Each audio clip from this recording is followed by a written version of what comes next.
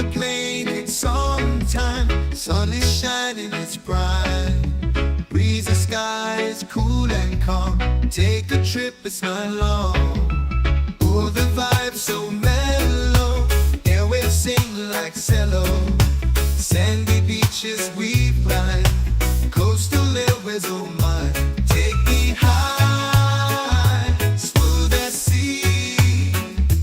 Coastal breeze, fly with me. Take me high, the island's near. Feel the love in the air. Arms are swaying, blue sky.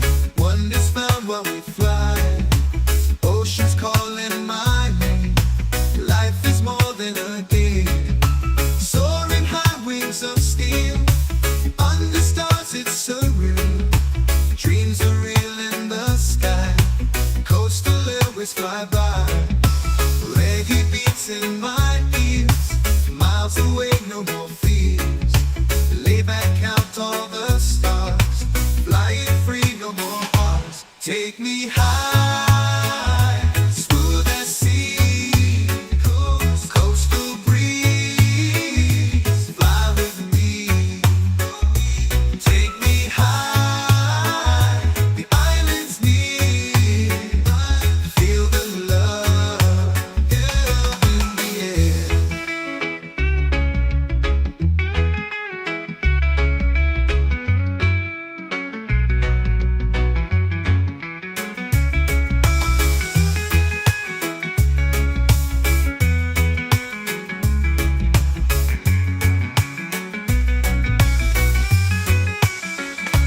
Take me high, smooth as sea.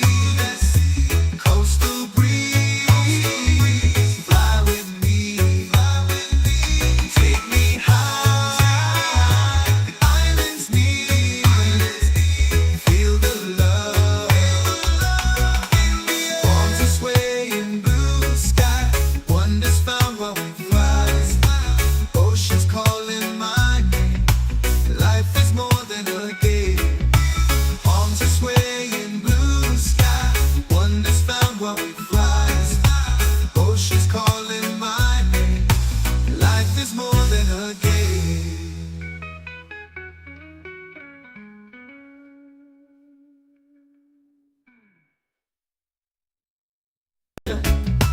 Board the plane, it's on time. Sun is shining, it's bright. Breezy skies, cool and calm. Take a trip, it's not long. Oh, the vibe's so mellow.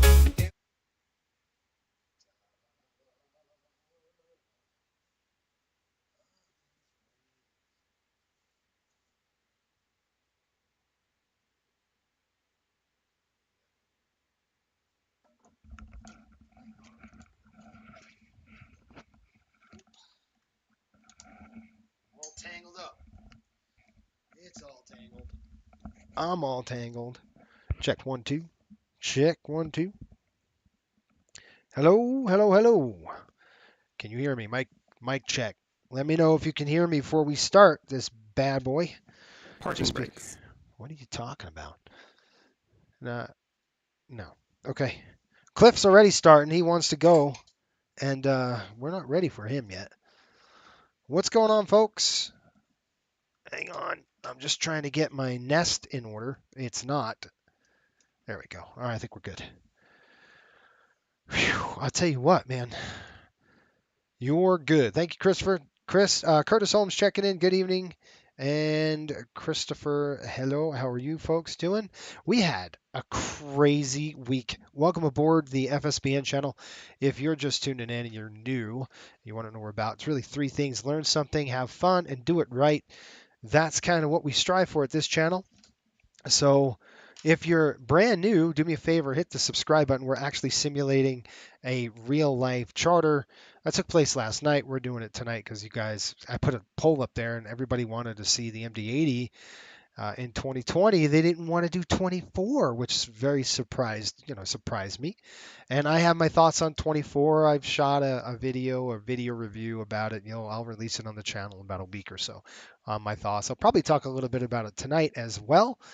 And if you're thinking about making the jump, hopefully after you listen to me talk, you might get some input from my side of you. It could alter what you do in the immediate future. Hopefully that helps you. Chris, what's going on? By the way, Chris, thanks a bunch, man. Chris is an awesome dude.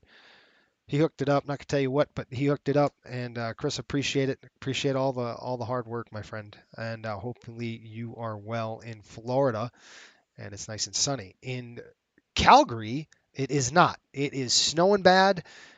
We've got light snow flurries in the area. We got hit with this cyclone. A matter of fact, if you're a member of the channel, you'd have seen I live streamed 2 times now. The Rangers had a 4-game road trip, and we're wrapping it up tonight as we go to Edmonton. But when we took off out of Vancouver, it was live, and started just dumping on us, raining and turbulence, and it was an ugly ride up to here, and that was only like an hour and 10 minutes. So from here, you can see the storm is just starting to work its way toward us now up in Edmonton.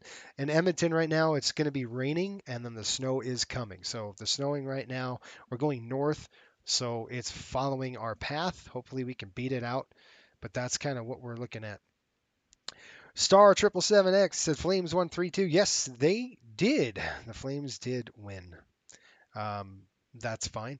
Shelter says, "Good evening, Captain. How the week was good. What's What's a steak's favorite shoe? A meat loafer. That's pretty good. You gotta love that. You gotta start off with the dad joke. I've got my dad jokes somewhere over there. I can't get it now, but that's kind of where it is. That's awesome. I love it. Tomorrow, the Rangers are going to be playing Edmonton, and then we got a long flight home, folks, in this MD-80. A long, long, long trip home. So let me show you what it looks like outside, and we're going to get into a little bit of FS24. If you want to talk about kind of how that disaster went, let's go ahead and talk about that. I am going to do a little bit of commentary. I'm going to release a video about it, kind of my thoughts. Not like it matters, but on really what the heck, what in the world happened there, and is it worth, like, if you're on the fence, if you haven't bought it yet, what should you do? Should you jump on it and buy it now? I'm gonna tell you. Should I spoil it for you right now? Should I say what I think or what? Let's get in our airplane. Um, I don't want to spoil it for anybody. I really don't. I can't see a thing. I'm gonna turn on some lights here. Nope, that wasn't the light. Sorry, I hit the wrong button. Maybe that's the light. Nope, that wasn't either. Yep, there's a light. All right, flashlights are good so we don't fall and hurt ourselves. We're going to go up the back stair here, and we're going to if I can get my avatar in there right, and it'll be good. Okay, let's go. Whoa. All right, dude, I promise I didn't drink anything.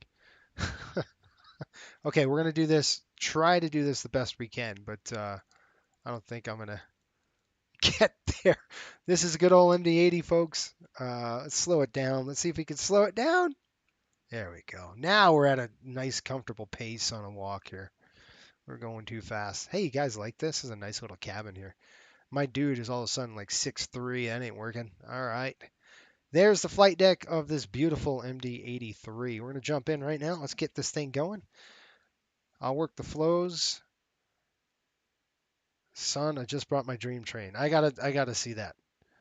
Do tell. All right, good. Great week. I got to see what this is. I got a lot of people got refunds for it already. What did you get, sir? Yeah, I want to know what you got too. I think you posted a video, and he's got a YouTube channel as well, so you can check it out. If you guys like trains, check it out. It's cool. All right, we're gonna come in here. Calgary probably would have. Would they have? Chris might know this. Chris, would they have ground power for us? They probably wouldn't have any air services, but they probably would have ground for us. Let's simulate that. It's because it's Calgary. Um, this is an FBO. I'm sure they're going to have some kind of ground power. We're going to set the ground power up. and the whole 9 yards. Let's go ahead and click this. We're going to go ahead and get the ground power hooked up. That's the first thing I want to do. If I could find it. No jetways operate additional services. We're going to go ahead and click request GPU. I will talk about FS24. I'm going to spoil it for you all in just a minute. Just give me a few seconds. It was an absolute, the release was a disaster. Like it was, if it could have gone any worse, it got worse. It was a disaster. Now, I couldn't play it for the first 2 days.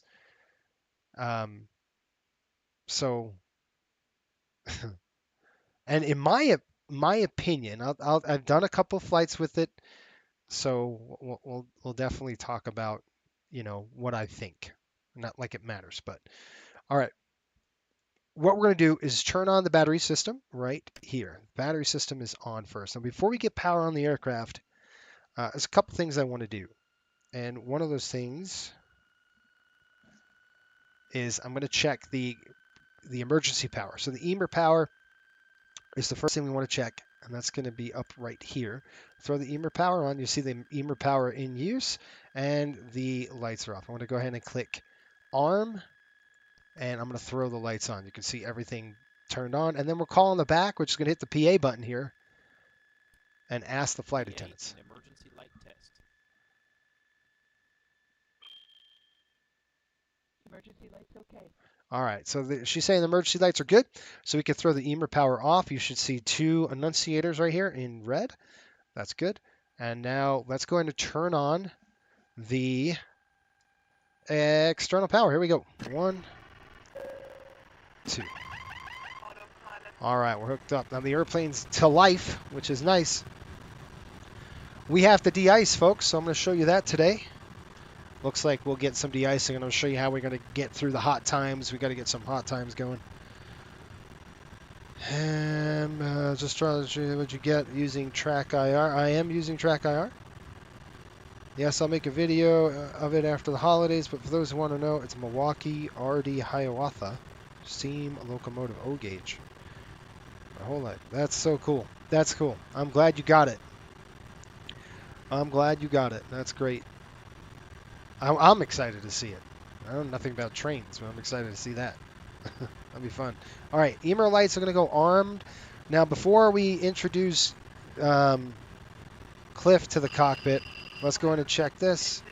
Can you guys hear okay, or is it the sound all weird? Because if the sound, it's kind of weird from my headset, so I'm wondering if it was distorted at all for you. All right, what we want to do is make sure we got 6 lights. You can't see a darn thing up there, but I'm going to try to get you to see it. All right, 6 loops are on. That's what we want. And we are done with our flows, at least for now. Let's go ahead and get Cliff in, and we're going to get this thing programmed. I'll pull it out again here. Bang. You know, I was surprised. Guys, I'm surprised that you wanted to see this flight and not the FS24. I couldn't believe it. I was like, really? This shocked me, and the polls. Sounds good. Okay. Good sound. That's good. Thanks. Appreciate that. All right, let's jump right in here, and let's get Cliff going. Let's start setting up.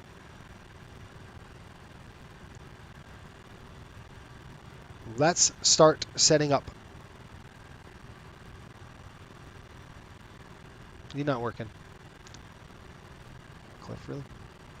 Let's start setting up.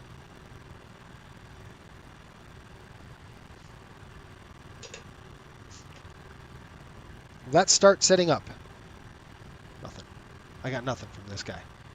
Great. That's not a good way to start, Cliff. That's just not a good way to start right now. Let's do this. No, there. Audio test complete. Audio test complete. Okay. Check. Okay. Let's start setting up. Cancel checklist. Roger. Let's start setting up. Let's start setting up. Roger. Oh, it's going to be one of those days. Was he at the bar or something? What's he doing already? We haven't even started yet, and he's already screwing us up. Jeffrey, D80. You're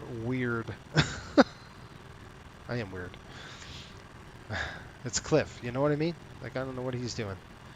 All right, let's go over here, and we got this done, that done. We're going to go position initialize, so let's get that in there, and we're going to go to CYYC. CYYC. C, where the heck's the Y? YYC. And I really want to know if your experience with FS24, that's if you loaded it, if it's like my experience. And we'll talk a little bit about it on the ground, because it's going to be a lot in the air to do, because this is a fast flight. I mean, I think it's 34 minutes gate to gate, folks. It's like nothing. We have ATIS on board. We'll get that checked out. I already wrote the numbers down. Destination going to be C. Now I could do it this way. We could call it up. Let's go like CYEG. That's OYEG. CYEG is right there. We're going to click co-route. We'll dump it in. I don't know what runways they're using out of here, so let's go ahead and pull the ATIS. I think it's going to be 17. It's going to be a 128.225. So we'll go 128.225. 128.225. 128.22. All right, let's get that plugged in.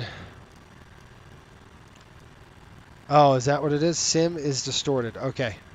That's what I was thinking. So what we're going to do, 128.225. All right. Before I tune this in, I got to fix this. So I'm going to jump off for a second, but I will be on. Don't go away. It's just going to reset. I just got to do a reboot. Not a reboot, but I got to reboot OBS. I'll be right back.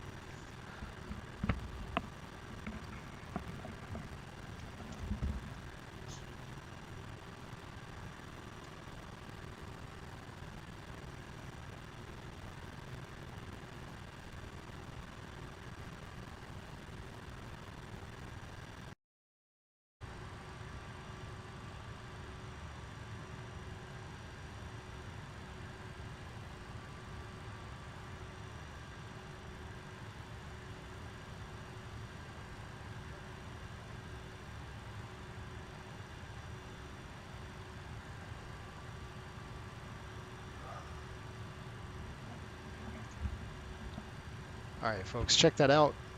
Hey, let me know if that sounds better.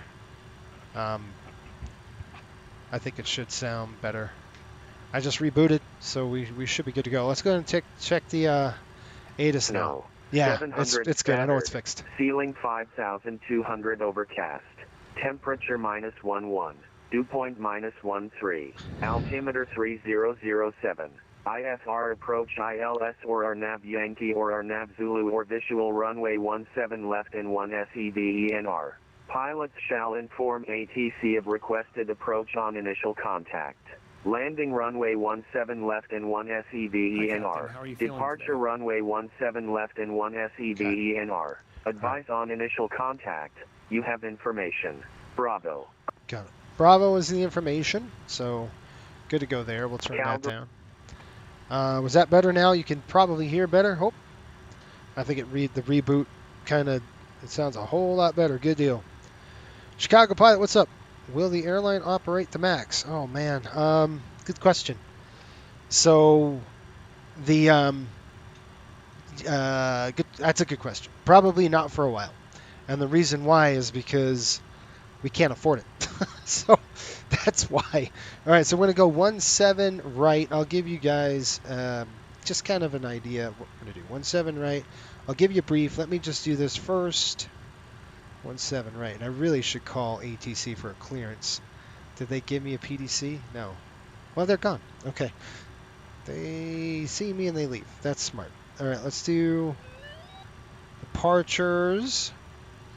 Let's just take the Calgary departure. Let's see what we got here. Calgary, probably a Calgary 7, I'm assuming. Yeah, it's going to be a Calgary 7, Cowboy 2, we got Rodeo 2, and we got Stampede. Pretty much all the same. We'll do the Cowboy 2 out of here, or the Calgary 2. Basically runway heading, folks, outbound.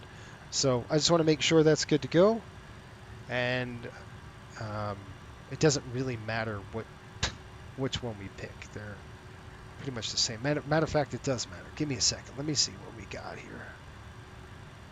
Just want to see our first waypoint because that might have something to do with it. We're looking at Bitka. Bitka. Remember that.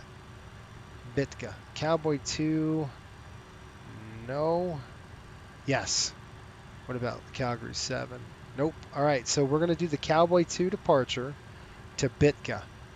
So that's what we're going to do. So over here, Cowboy 2, we'll throw that in there. Bitka is no transition. We're going to click the arrivals page. We're going to go into YEG, and that is Calgary, and we're going to do the arrival into Calgary. Looking right now at, I'm sorry, the arrival into Edmonton. It's Oilers 2. Boy, they love their hockey. Oilers 2. It's probably life for them over there in Edmonton, I'm sure. Vertical at 2 knots, 115 statute miles right now. A few clouds at 2,700. So the weather's looking pretty good, but it's coming. So I'm trying to get there quicker because it's coming. So I don't know what runways. Veritable at 2, we could take that northbound, and then it'll save a lot of flying time for us. So that's what we're going to do. Click the route page. We're going to go look at that, and we'll activate, and we will execute.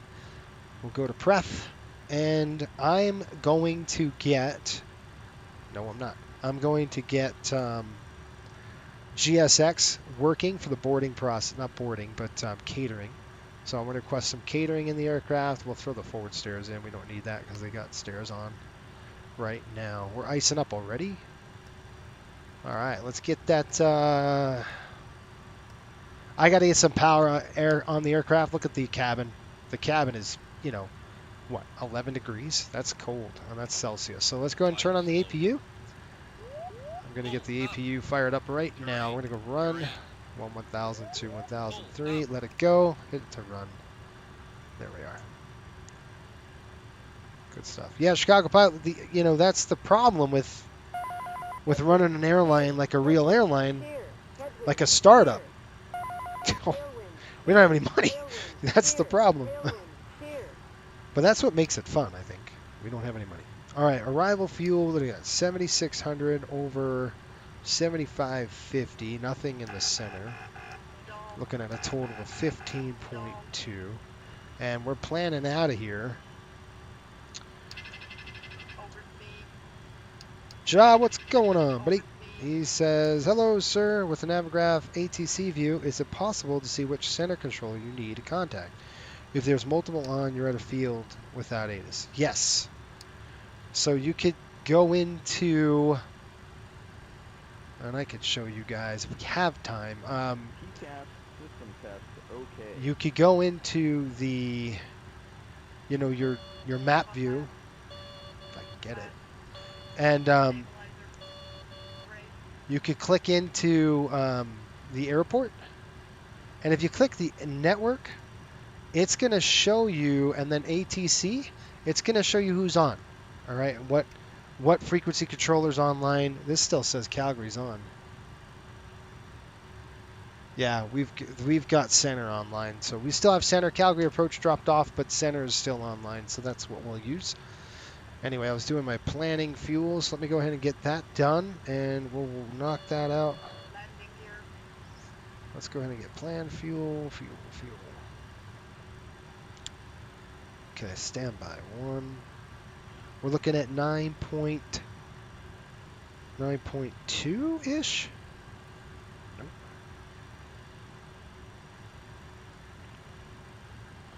Yeah. And that's going to give us 18.4. We're going to put in 21.3, folks, on the fuel today. That's 2.9 in the center, and that total should be 21.3. And I'm writing all this down. It's, by the way, if you're with Southwest, we have this charter's available for you to fly with me if you wanted to fly. Restart check completed to the line. Thank you, Cliff. Now you got to watch Cliff because he screwed up the other night. He didn't do like half of his flows, so we got to watch him like a hawk. All right, we'll clear that. That looks good. Let's go right into here, and we will go into our stuff. Looking at zero fuel weight, 109.3. It's got 109 decimal. That's kind of par for the course with our weights. Pretty much always the same here. Fuel is going to be 21.3, and I just /N for normal. And I've got to turn on my ACARS. I completely forgot to turn that on. So we got to get that fired up. Once we get that fired up, we'll get boarded. I'll do a briefing and we'll go, okay? That's how it's going to be. Pretty quick today. We are looking at NHL 4. It is a 32-minute flight from gate to gate. Once we get airborne, it's 32 minutes, man. It's pretty quick. Cruise altitude 220. Cruise wind right now coming in at 254 at 40. 254/40. We'll dump that right over there, and our ISA deviation is a -1. So you can do -1 right there for your deviation, and then we can click the takeoff page. Ah, crap, I gotta go back. Init ref, and you know what? You guys should see this. And then, wonder if you could mess around with that. There we go. And then our reserves. Hi, the security and safety check are all done. What Are we doing? good to start boarding? 16-1, so we're gonna go 10. No, I want to actually fuel us right now. So reserves at 10,000. We're gonna click the takeoff tab, and we'll hold on that. I'm gonna call the fuel truck, get the fuel truck over, and then we'll board. So fuel next, then boarding. Now we'll go to GSX and click request refueling. Thank you. All right, so the air conditioning, we got the APU fired up. Let's go ahead and get some air in the aircraft. We're gonna go ahead and throw the bleed auto, and that's gonna throw, we gotta throw the air on. APU air's on, there it goes. You can see the valve went hot. And then that should be good. We're going to go up, and we got anti-ice on the windshield. That's going as well. And are we still snowing out there? Yes, light flurries. I could see it kind of falling real quick. Oh, look at this, avgas. That's probably not good. That's never good. Okay, that's good. That's good. We're at -10 degrees, so let's talk about what we're going to do with performance. All right, so let's get our takeoff numbers in first, and then we'll do our weight and balance, I should say. We're going to go weight and balance here.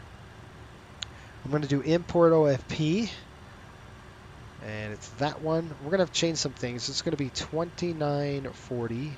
Oh, no, it's not. It's going to be 10,300. Yeah, and then this is going to be 2940. We're taking a lot of cargo out of here. There we are. And that's perfect. We've got a CG right now of 14. Ouch. So what do you guys think about 24? I'm going to ask you that question before I tell you what I think about 24. Has anybody really tried it yet? Has anybody been very frustrated with it yet? All right, we got weight and balance performance coming in. Calgary YYC, it is wet. And the FICON, let me look at the airport FICON really quick. And I'm going to go to hide. Lights, airports. Calgary, no. Info, NOTAMs. All right, we've got runway 17 left, 455. 4 means your touchdown. That is not good. 5 is good. It's medium. So we're going to say it's medium, okay? And then mid is good, end of runway is good. So the most critical really is going to be mid. So you could say good. Good to medium. Let's split the difference. We'll go good to medium. I like that. Wind is 110 at 7. /7. Outside air temperature right now is -11. And this is instructive. We need to know the temperature, and this really counts here, and I'll show you why here in a minute. Shoot, I missed it again. 17 right. Did we plan? I think we said 17 left, right? Hold on. 17, we're closest to 17 right. Okay.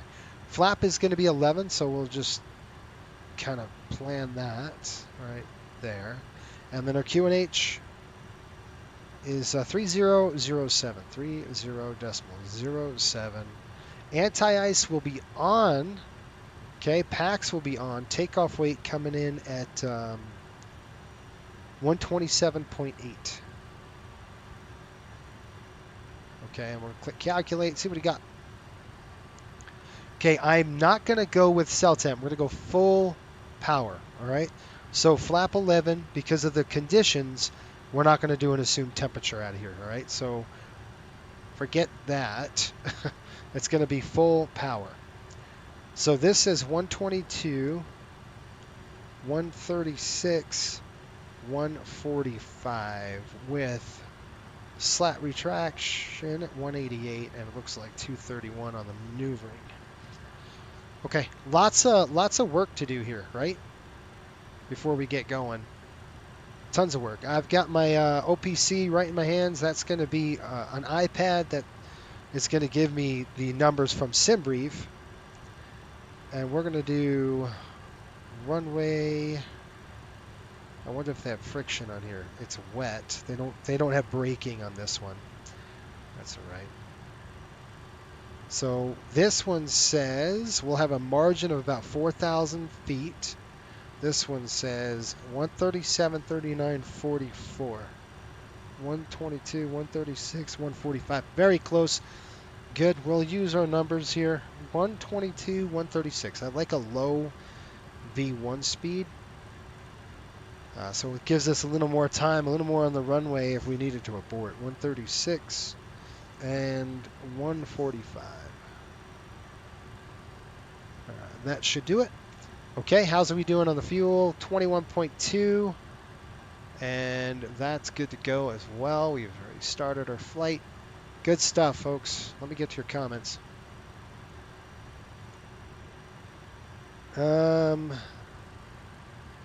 Chicago Pilot says, I think it has great potential, but it was released prior to being ready. Yeah, I think you're right. They need fourth quarter sales. Yes, they do. Sean, what's going on, buddy? How are you? All right, I'll let the cat out of the bag while we board, and then we're going to go here. Let's board them. I'll do a briefing with you, and then we're going to talk about something very important. That's going to be de-icing. All right, so we're going to do 145. We'll get that in there, and let's call for the passengers or the team, whatever. Get them in here, and say request boarding. Good. Attach pushback chuck. No. Do you want to board the crew? No, we're on the airplane already. Thank you. Okay, I'm going to overhead. Let me tell her yes. Yes. Okay. Hey, she's just remembered. Oh yeah. Okay, APU's on. External power's coming off. Let's we'll do our flows here, and then I want to work the de-icing with you. Okay, let's do the flows first. Normal, normal, normal. Coming down the chute. On, normal, in. Good. This is going to be on APU. APU bus is on. External power will turn off the aircraft here. That's on auto, and that is open. DCs are looking good on the load.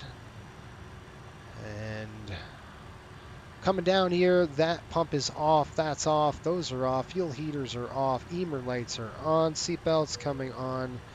Pitot heat is off for now. Windshield is on. We will have the engines on here in a minute. I'm going to unlock the door. That is on. That's good. APU is normal. EMER power is off. Air conditioning, and that is good. coming up on here, we've got normal, normal, normal. Coming down here, this all looks good. He tested all this crap already, so we're good. That's good. This is not. Let's figure out what we got going on here in terms of where we're going.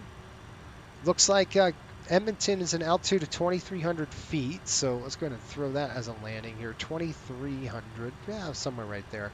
And they're reporting in Edmonton right now, weather is, this is Calgary. There's a lot to do. I mean, you know, you're doing this, if you're doing it right, there's a lot to do. Rather 3020, so let's go ahead and do 3020 right there. That is good. All this stuff looks good. Logo lights are on. Cockpit is on the flood. I'll turn that off here in a little bit. That's good. That's sitting at elevations about 3,000 feet here. I'll pull that to dim, and that's good. All right, let's do a brief, and we're going to get into this a little bit before we call for center, and we'll get going. So we have to figure out de-icing, what hot times it's going to be for us. And a hot time is a holdover time, in case if you're wondering. And holdover time means when they apply the anti-icing fluid or the de-icing fluid, how long do we have before we have to go back and de-ice or do a configuration check? So those are the two things, and it's very important that we get this right. Right now it's calling for 2.25 miles in mist. It's not even snowing anymore. We still have to de-ice. So let's say we've got, is that a Southwest jet in front of me? Heck yeah, man. We got one Southwest jet flying with us. I love it. Yeah, you guys are welcome to come. The Southwest guys, it's ready to go in the system, so that's why we do these things. All right, let's take a look.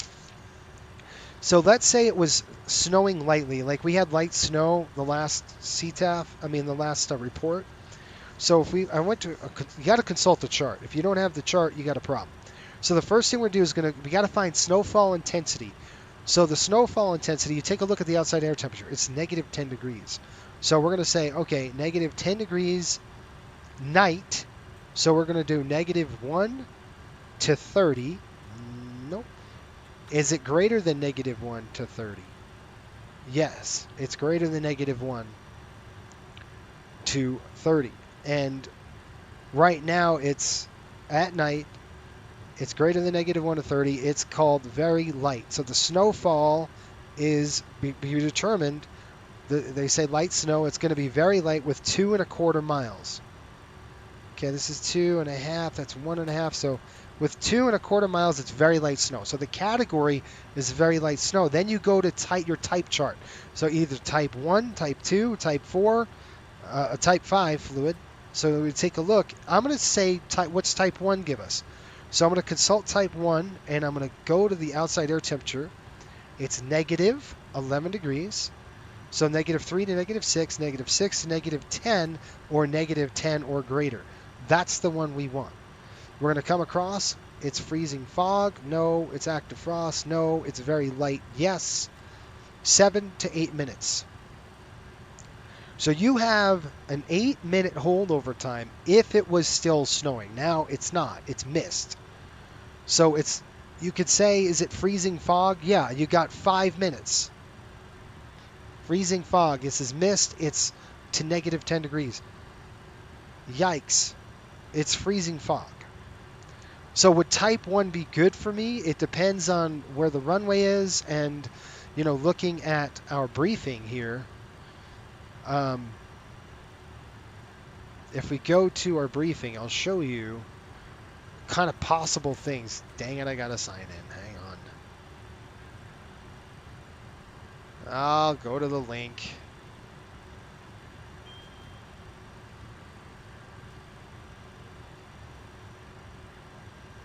Sign in. Are you guys following me on this, or am I confusing the crap out of everybody? I hope I'm not. It's so much easier to see it than what, just me explaining it to you. It's probably easier to see this on paper, but in any event. All right, let's go ahead and get this going. So let me show you what we're looking at here. We got a taxi route coming in airport information. I'm going to go ahead and throw this to night. We are right here. Okay, and we got a taxi all the way up to the de-icing pad right here, Alpha Echo. So could we make Alpha Echo on 17 right in 5 minutes? And the answer is yes. If there was a lot of traffic, I would say we need type 4 fluid to go, because that would give us type 4 with this temperature. It would be freezing fog. How about 20 minutes? See the difference? Because it has de-icing and anti-icing fluid in it. So we're just going to set for the type 1 fluid today. We'll taxi to a remote stand and we'll go from there. Okay, so that's the first part of this briefing.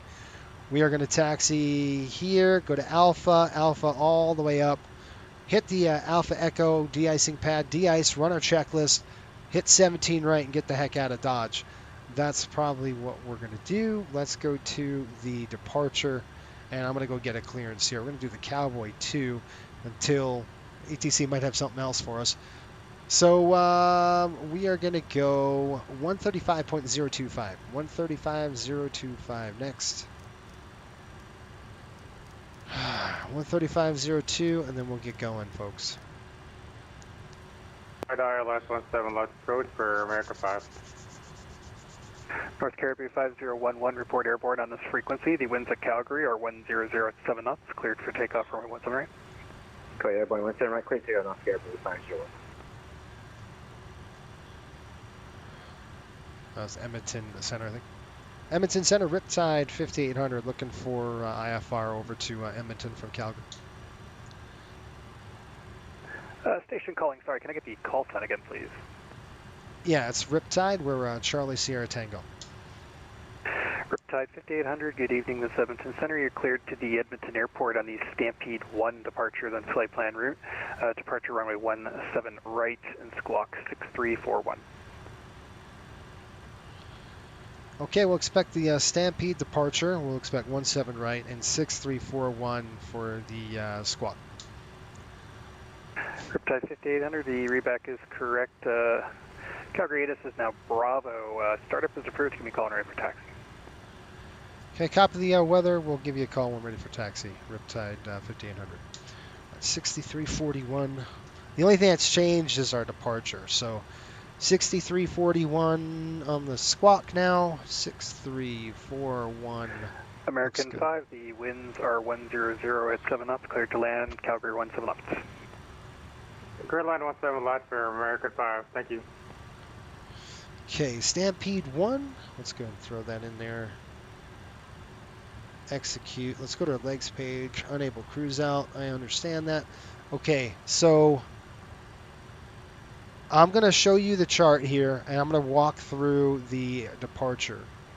And we're doing the Stampede 1 departure. I want you to go through this. 5011, 5000, climbing 7000, Stampede 1. All right, it's 165, and we're going to climb 7,000. Edmonton Center identified, left turn heading 0. Okay, so we're going to go vectors. Climb flight level 190. We're going to go vectors, which is pretty much straight out. Then Bitska. And then I've got Murrick Oilers, and let's take a look at the arrival. 1403 when ready, descend 14, 14,000, Calgary altimeter 3006. 14,000 for 1403, and the altimeter again was 300. Okay, there's Oilers too. We're coming at Oilers. Excuse me, my voice just broke. Below 19,000, and we're going to hit Massoud, Leonid, and Olax. I don't know which way we're landing, so. WestJet 674, runway 17 left, Calgary altimeter is 3006, exit at the ice straight ahead on. I don't know Bravo, where we're going. Taxi so Bravo Delta, hold short 17 left. Don't know which runways they're landing in Edmonton right now. So it could be either way. We just have to make sure we get it in the system before. All right? Everybody good on that? All right, let's talk about a quick abort. If we had to do a go-around, not a go-around, but we had to do an aborted takeoff, what we're going to do is anything below 80 knots will stop the aircraft. Anything above 80 knots to V1, we're only going to stop with fire failure.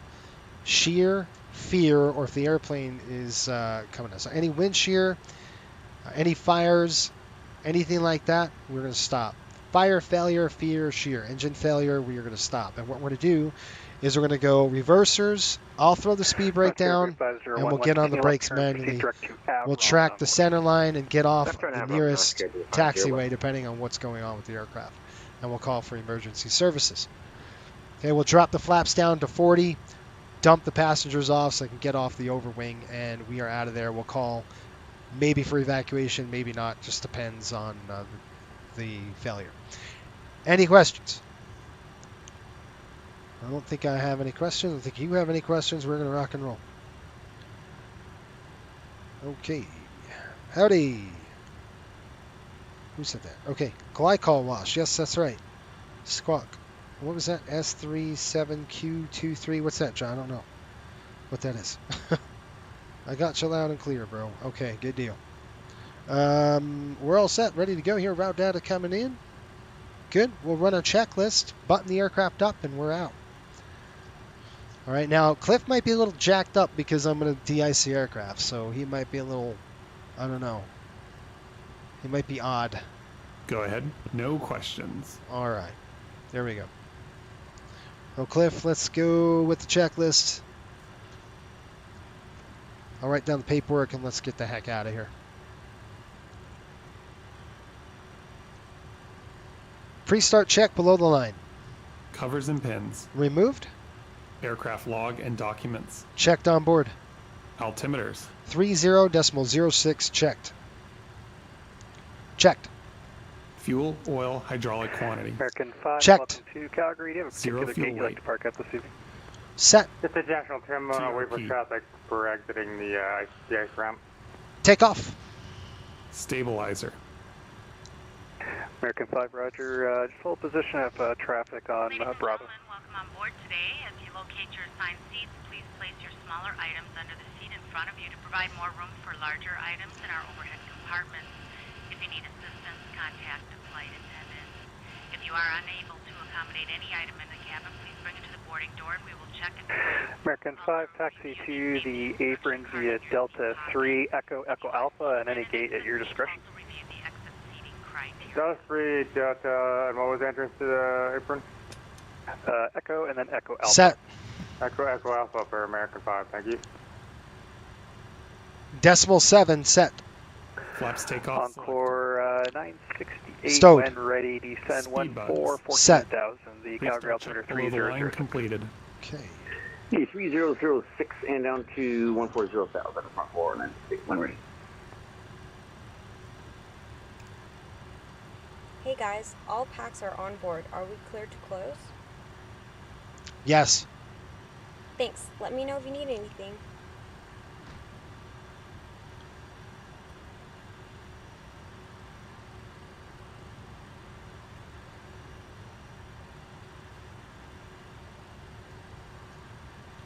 All right, guys, got to release the GPU. We're already on ship power, so we don't have to worry about getting that done. I'm going to call for a start here, and we'll do our start checklist and roll. Before start check, Parking brakes. set, Doors. closed, Startup and pushback clearance. approved.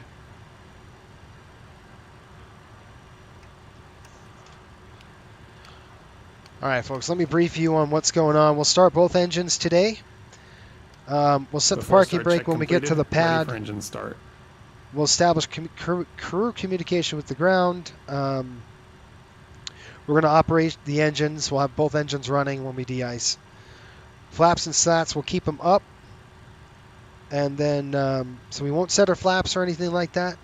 APU, we could possibly turn those off because we're going to keep the APU burning just because we're going to have to turn the packs off. Well, we'll have to turn the air conditioning supply off. So it's, what I'm going to do is crank up the heat a little bit on the airplane. Right here. I'm just going to turn up that heat just a touch. I'll let the team know what's going on. And that's because it's going to get... Have a good evening. Okay, we're going to lock the door. American 5, Where to go? flying in, we'll catch next time. That strobe should be on. Okay, let's go ahead and call GSX. Tell them get the crap out of my way. 674, report airborne on this frequency. The winds of Calgary are 100 at 7 knots. Cleared for takeoff, 1 to left. See ya. Clear takeoff, report airborne. WestJet 674. Okay, did I put the squawk in there, guys? Yes, I did. All right, let's go ahead and start them up. Start left engine. Starting left engine. Okay. Left start valve open. Looks like Into 165. oil pressure. Heading 165 on the heading.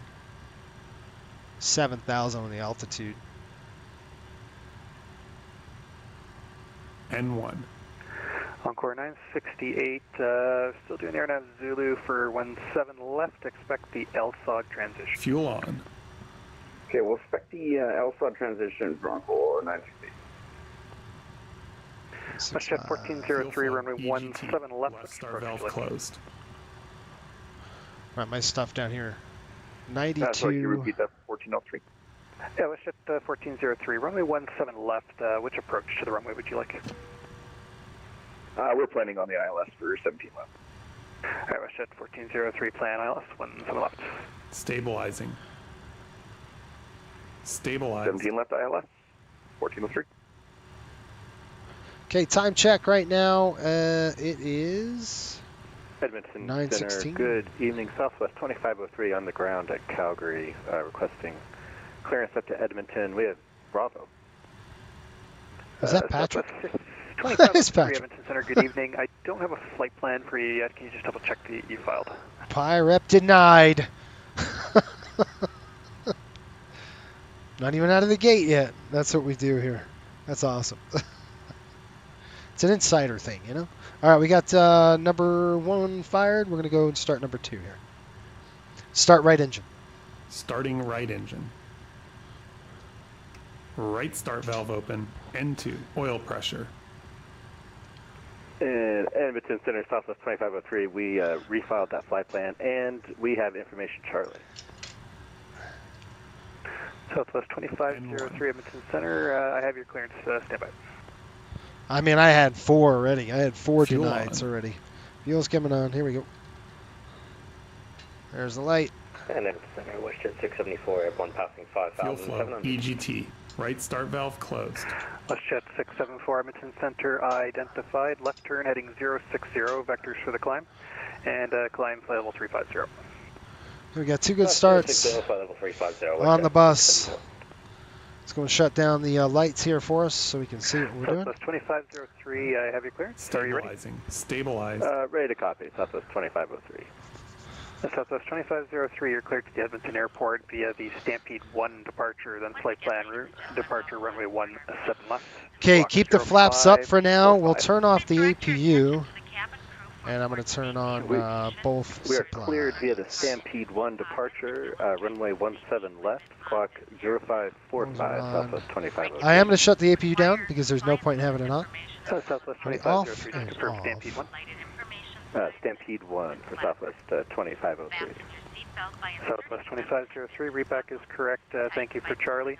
Startup is approved. Can we call and ready for taxi? All right, thank you. We'll call for taxi, Southwest 2503.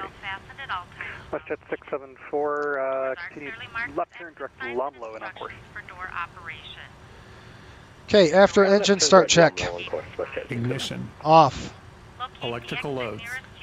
Set. Checked. Air conditioning supply. Auto. Galley power.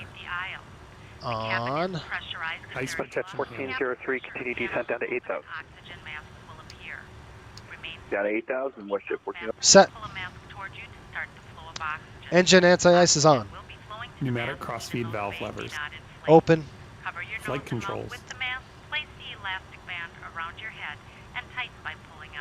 Flight controls check completed. Flight controls checked completed. Hydraulic pumps and pressure. Checked on. Checked. Annunciator panel. Checked. Ground equipment. Removed. All clear signal. Received.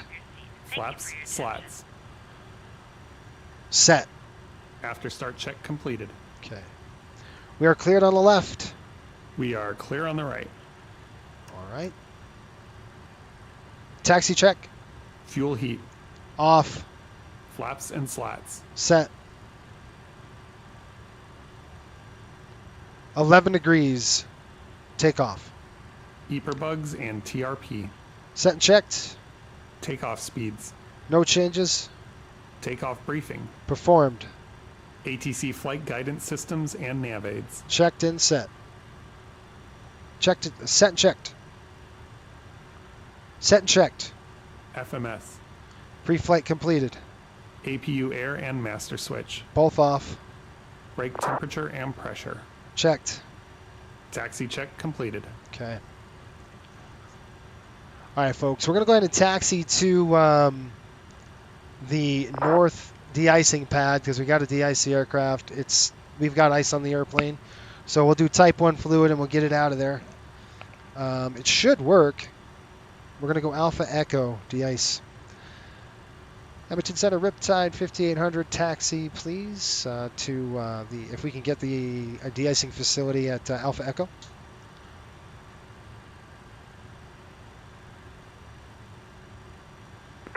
Riptide 5800,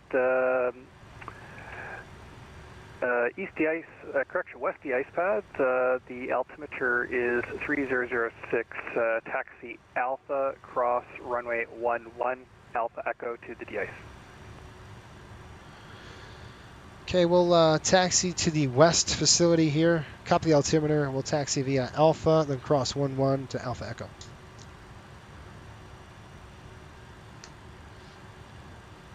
All right, let's go. Brakes off.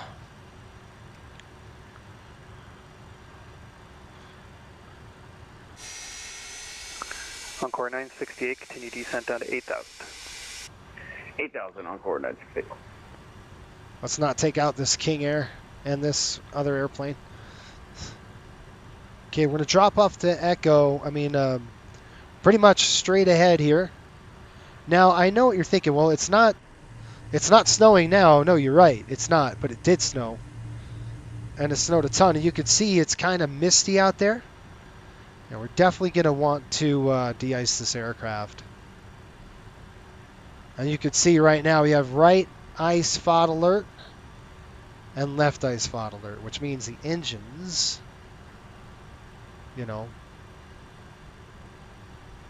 that's why we have the engine anti-ice to the on position here. And here we go.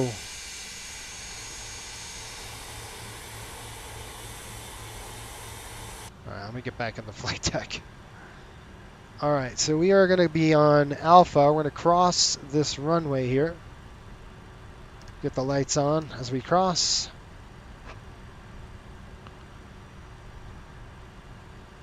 Let's turn those landing lights on. Let everybody know that we're about to cross 826. Wait. Yeah, that's a closed runway now. That is closed. Approaching 08.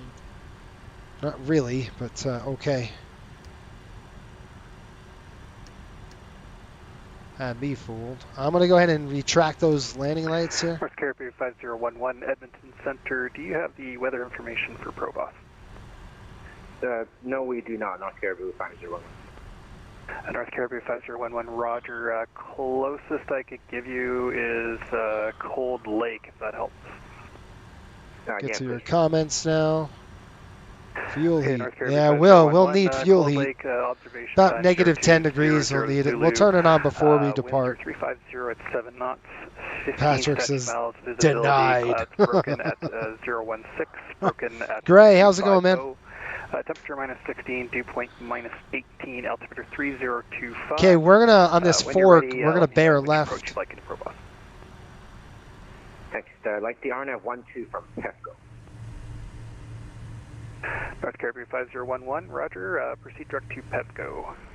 Air PEFCO. We'll make sure. We got 0, 0. Okay. Takeoff coming on. That's armed. One less thing I have to worry about. We're going to go left. Now, you would have a lot of snow on the ground. There'd be snow everywhere here. It snowed pretty much all day today and yesterday. So, and we're going to go up to Alpha Echo, which is all the way. We got a long taxi, so let's go and push them up just a little bit. Takeoff's on. Throttle's off, so you guys don't need to see that right now. We'll get our chutes on here when we're ready. We'll get de-iced, and then we'll be ready to go.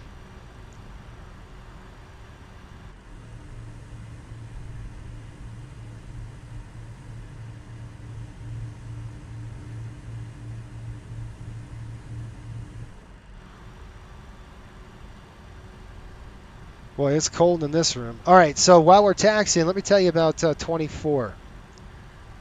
It was a dumpster fire release. That was number one. Number two, there's runway 11. Okay. It was a dumpster fire, and The ship 1403 descend 6,000. I'll tell you right now, it's not a game changer. 6,500, 14. So, FS 2024 now, is there upgrades? Yeah, sure. There's better graphics, and what is going on with all these trucks on the stupid taxiway? And I'm gonna hit you. But there's an upgrade. There's upgrade graphics. The graphics are better, a little bit better, but it's not like game changing. Does that make sense? Like when you went from like P3D and you made the jump to 2020, that was insane.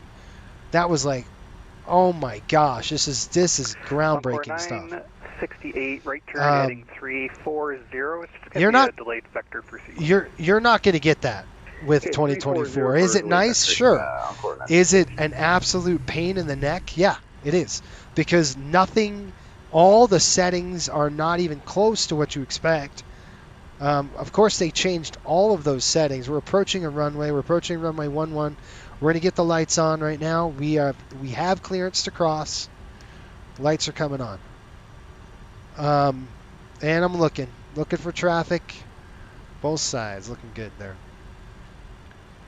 968, continue descent to 6,500. 6,500. Encore 968. So it would, in my opinion, no. I mean, I would wait. If I was you, if you didn't buy it yet, just wait. 5011, when ready, descend 1010,000. There's no rush. Cold Lake altimeter 30. And the reason why I'd say wait is just for them to work out some bugs and to get some scenery and airplanes into the system. That's kind of why I would say that. But otherwise, I'm attracting those lights in the wings. All right, folks, we're crossing Juliet. Juliet should be up next, and the next one is going to be our de-icing facility.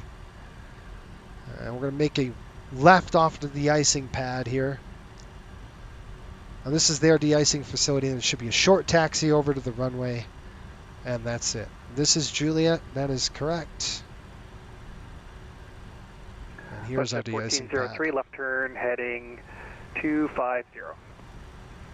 See, I'm going to overshoot a little bit, and then we're going to turn in. 968, left turn heading 200. Something about the MD-80, folks, is that the taxi lights.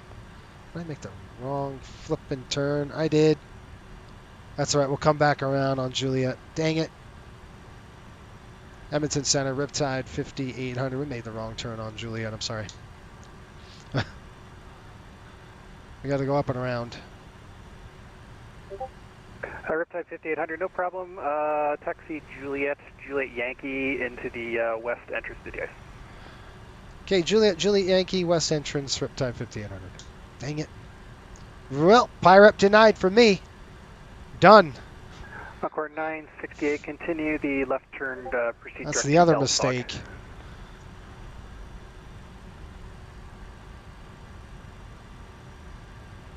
Yeah, we'll turn the fuel heater on after the de-icing, and you really want to be heating the fuel up if it's negative 10 degrees. That's when you want the fuel heat on. So when you hit that negative 10, you throw the fuel heater on. We'll do that right before we depart. Direct L SOG. About a minute before, because it's got a cycle. Direct L SOG. Encore 960. There's this Juliet Yankee. 1403, left turn heading 190 to intercept the localizer. We're going to keep going. Keep going, keep going, keep going, keep going. 17 left. Really difficult to see. Encore 968, cross LSOG at or above 6,500, cleared RNAV Zulu approach, runway 17 left. Okay, LSOG at 6,500, we're above clear RNAV Zulu 17 left, Encore 968.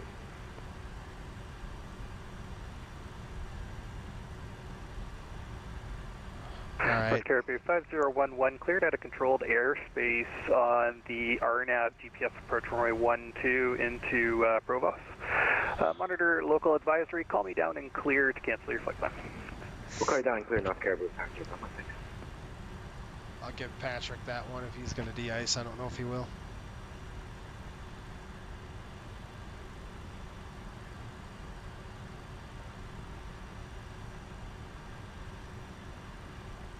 Okay, we're right here on the de-ice. Actually, this is a good thing I did this, because we're facing the right way. Okay, brakes coming on. Edmonton Center, good evening. Continue climb flight level 340. Can see it. Up to flight level 340, clear 759. Okay, let's go ahead and we would establish crew communication. Westjet 1403, the winds at Calgary are You're not the first person to do that? Clear to land, probably not. All right, here we go. Ground de-icing. We are going to do park brake set, establish communication with ground personnel. So Iceman would say, hey, we're here. Center, Southwest 2503. Operations, engines, as directed. We are good. Flaps and slats are up. 2503, APU, external powers right, off. Air conditioning supply. We're going to turn those off. Taxi Alpha, cross they runway are 11 and AC hold short runway 17 right. Off. Okay, air conditioning supply off. Outflow valve. We're going to go ahead and close the outflow valve. So that is right Alpha here. Alpha cross 11, hold short We'll at flip 17 it down. right. I apologize. We forgot to ask for the one of the de-ice facilities, Southwest 2503. Southwest 2503, no problem. Cancel that Overwing taxi heating to west switch. de-ice via Alpha, cross runway wipers 11 off. and Alpha Echo. Wipers off. Alpha cross 11, Alpha Echo to the west de-ice facility for Southwest 25. What's he doing? He loves the wipers. I mean, this guy, he absolutely loves the wipers. You guys know that? If you watch this channel long enough, you know Cliff loves his wipers.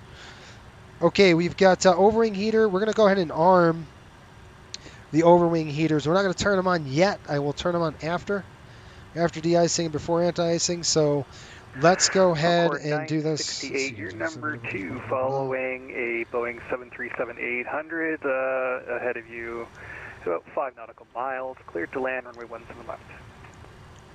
Okay, number 2, clear to land, 17 left, on 4 and 3 feet. All right, let's go ahead and turn it on. Now I'm going to back my seat up just a little bit because I got to get my paperwork, and it's the de-icing card. We have a de-icing card at Coastal where we have to fill out every time we de-ice. So I'm going to go ahead and get that ready to go, and we'll call for de-icing. And it happens pretty quick, so that's why I'm trying to do this right now. Here we go. I'm going to click duplicate. There we go. Oh, that's already filled out. That's okay. I'm just going to delete. And that was at 1:16:24 is the last time we did that. Okay. And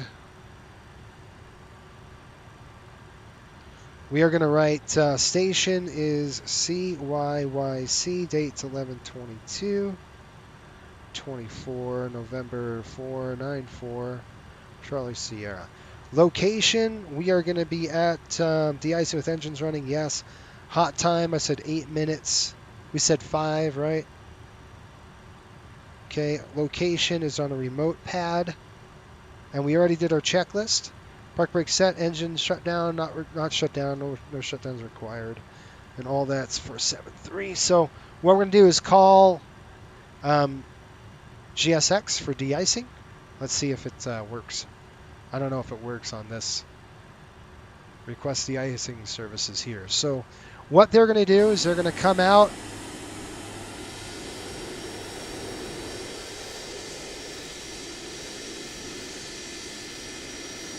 And I'm going to turn the taxi off. You can see they're approaching the airplane. I'm going to start de-icing. It's when they start, you write down the time, the start time. 9:35 is when we're going to start here. Fluid type, we're going to say 1. Let me get back in here and I'll let you know. So fluid type is 1. We're going to go with that 75% mixture. It says we begin treatment now and fluid type 1 at 75%. So I'm going to write that down. 75%. Time started was 9:35. Now I'll take a look. This is how they're going to de-ice the airplane, and they throw a type 1 fluid on it. WestJet 1403, welcome home. Do you have a particular gate assignment this evening? We were going to head on over to Delta 70. WestJet 1403, roger. Taxi straight ahead, Echo, and into the apron at your discretion. Echo and into the apron at our discretion. WestJet 14.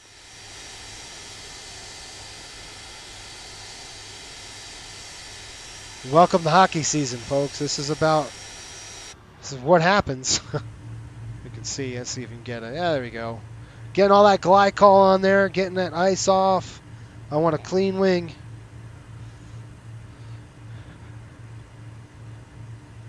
It looks shiny. Look at that. That's so cool. Looks like we're getting de-iced.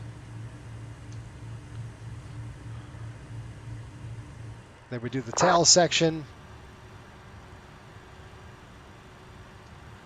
All right, time ends. Oh, sorry, it's 5:37 on the time. Anti-ice is completed, 5:37 with type 1. Truck number, we're going to call that 5. We're going to call that 5:37. So a couple of minutes, probably a lot longer than that. Probably about 5-10 minutes when they're done. That's de-icing. De-icing's done. Checklist coming up. Now, you're not going to run a normal checklist. You're going to run your de-icing checklist. Now we're going to go ahead and throw on the fuel heat. So I'm going to come upstairs here and hit the fuel heat on. If I can find it. Dang it, there it is. Left, right. Okay, fuel heater's on. I've got the, both enunciations right here, left and right. Fuel heat on the on that. So it's going to heat up the filters, burn all that Encore ice off of it. 968, welcome to Calgary. We'll warm you them have up. a gate assignment this evening. All right, here, let's ask us here. We've got that, be blah, blah, blah. After the icing is completed, Encore crew de-ice 968, accomplished, roger. tactile Taxi check. Delta 3, Juliet, and Golf to the apron at your discretion. The crew has done that. Okay, good. Delta 3, Juliet, Golf to the Obtain apron. and read back the post de-icing report. Fluid type was type 1. Local time, we wrote it down. And I am going to be on the clock right now, guys. I've got 5 minutes. You're leaving my airspace. APU's off. Outflow valve now coming auto. Offline, so there's no further services available. Monitor the en route frequency. Enjoy the rest of your flight. Bang. Auto. Engines are on. Air conditioning supplies coming on. So we've got auto on right now, and we've got these supplies will be closed. Yeah, we should have had the packs off. I think I did have the packs off. Did I? No, supply was on auto. Oops. We already determined a holdover time, and we're going to go flaps. Let's do it. Okay, flaps coming set. Flaps 11 set. Okay, folks, you ready? Oh, it's a short taxi, and then we'll head over there. Shoots on in the chat right now. We're going to get going. Now it's time to rock and roll here. Whew. That's the procedure and pretty much the entire way to do it. You just found out. And I had the stupid packs on, so that's a pirate denied for me. All right, here we go. This reminds me of, Patrick, myself, a lot of Southwest guys. We made a de-icing video, and it was awesome. He's coming in this way. We're ready to go.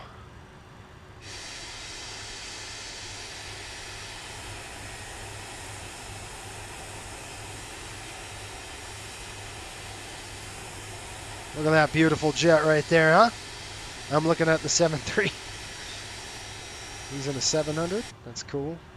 All right, I'm going to pop the de-ice. Brakes are coming off. Let's go. Well, let me give him a call here.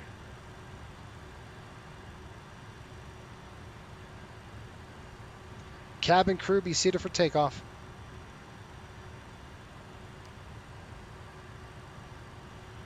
It'll be good. It'll give us some separation here.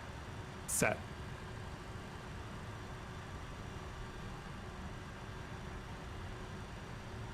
Edmonton Center, Riptide 5800, ready to go here, Alpha Echo. Riptide 5800, runway 17 right, Calgary altimeter is 3006, taxi Alpha Echo Alpha, and hold short 17 right. Okay, we'll taxi Alpha Echo Alpha, we'll hold short 17 right, Riptide 5800.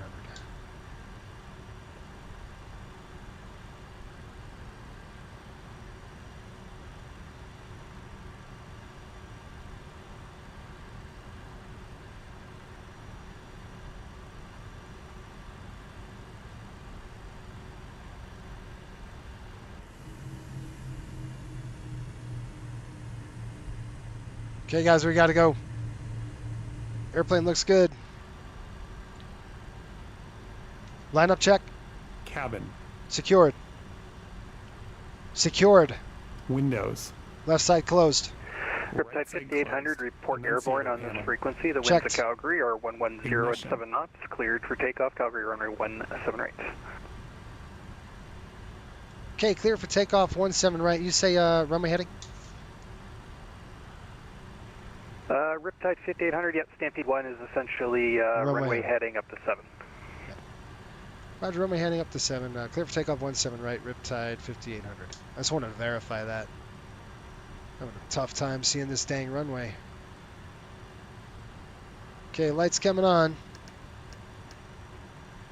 Seeing it now. Hard to see. 17 right. And there we got the RAS on. A little scawampus here. I gotta finish my checklist. Lineup check. Checked. Set and checked. Air conditioning supply. On. Auto. Transponder set to TARA. Takeoff clearance. Received. Lineup check completed. Thank you. Ready? On runway Ready. Timing. 7 right. Okay, time check. 4 minutes. That's awesome. We did it. Okay, here we go. 1.4 on the EPR. Now look at your fuel temp. We're doing good on the fuel temp here. Let's go. Bring it on up. Auto thrust is armed. Takeoff EPR is armed. We're going runway heading. Roger. Clamps up. And a truck. 80 knots. Edmonton, North Carolina, 501, sound clear. North Carolina 5011, Edmonton Center, thank you so much. IFR plan close time 0248 Zulu. Thank you. Got a positive rate here. Positive rate.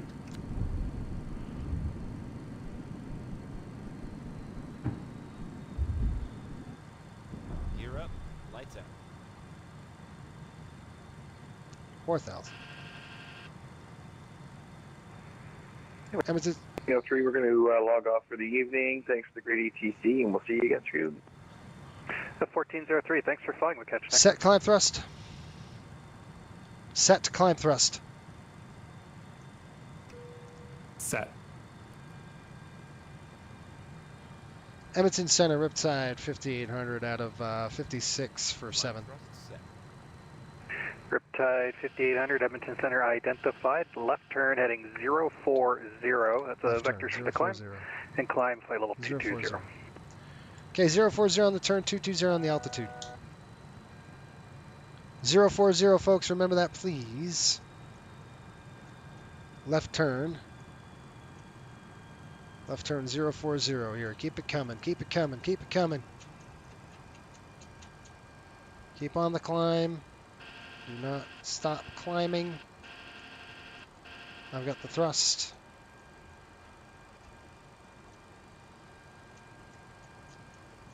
Yeah, it's taking forever to get over there. Set climb thrust, dude.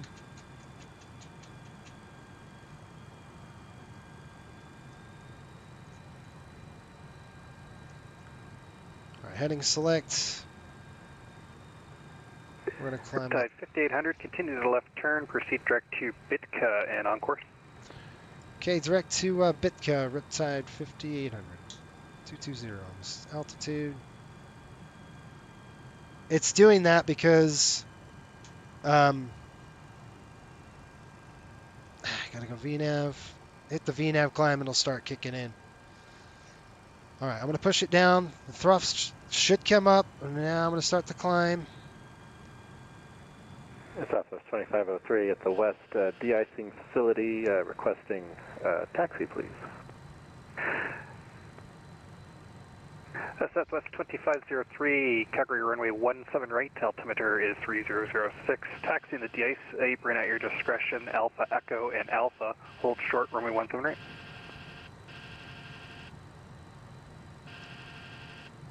I'm manually flying the aircraft, folks. I'm just trying to get through. Okay, here we go. Flap 0. Now we can start cleaning it up. 17 right, yeah, Alpha Echo Alpha, hold short of 17 Okay, ready, right. flaps up. Altimeter Slats up. 3006, Southwest 2503. Autopilot armed. Slats Vertical speed. I got V speed 2018. We're going to go autopilot armed. And navigation is set nav. Okay, that's a little aggressive airplane. That's an aggressive kind of intercept. That's just going to intercept that line. Now I could have went direct to, and that would have been good. All right, coming up through here.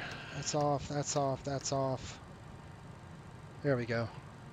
Let's intercept. That intercept that track. We're going to go direct to Bitka. All right. Okay, climb thrust. Climb check.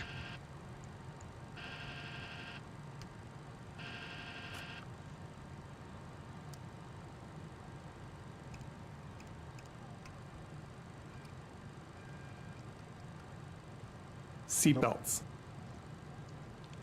Set. On. Climb check complete. Okay. So what we're doing, folks, you can see I'm trying to intercept. I'm still not there yet. Speed out 22,000. All right, we still have got to intercept. We got heading select, altitude, nav. I need to go direct to Bitka. And we'll execute. And now we've got nav track. See how we got nav track in green? So that's kind of helpful. And we've got vertical speed, and we're going to change that. I'm going to go VNAV climb now. Let the airplane pitch down. We'll accelerate the aircraft. Okay, what are you doing, airplane? It's wanting to climb. It's on a VNAV climb, but you can see the speed is dropped way down. Looks like we're through the soup. I'm going to go ahead and turn off the engine anti-ice now.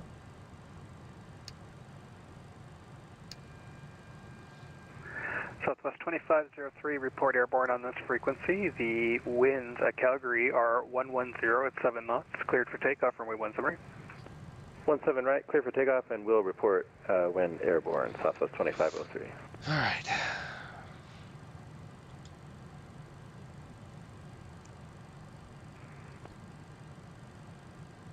Cruise altitude set 220. It doesn't like to do that because it wants us down. It's trying to get us as fast as we can, as high as we can, as fast as we can, just because of the limited cruise. We're going to be cruising for like 5 minutes and then we'll start down. So as we do that, let's go ahead. I'm going to lock this up. Let's go get the weather here in Edmonton and we'll see what we're looking at. Through 16,000 right now. Logbooks on. And I'll get to your comments here in just a minute. Just really busy right now. So you see how this EGT is coming? I'm just going to open this up. We're going to go manual. I'm going to drop it down 1, and it'll stop the flash. And I'll restore it here in a minute, just because we're pushing. There's 17.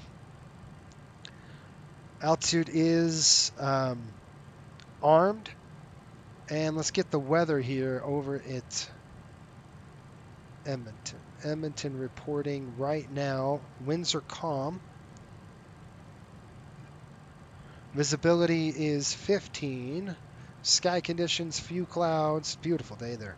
7,100. Temperature is 13, minus 13, minus 14. Altimeter 30.19er. And I'm going to find out. That's 8.5. Shoot, I almost dropped my pen. All right, let's go ahead and shut this down. 2992.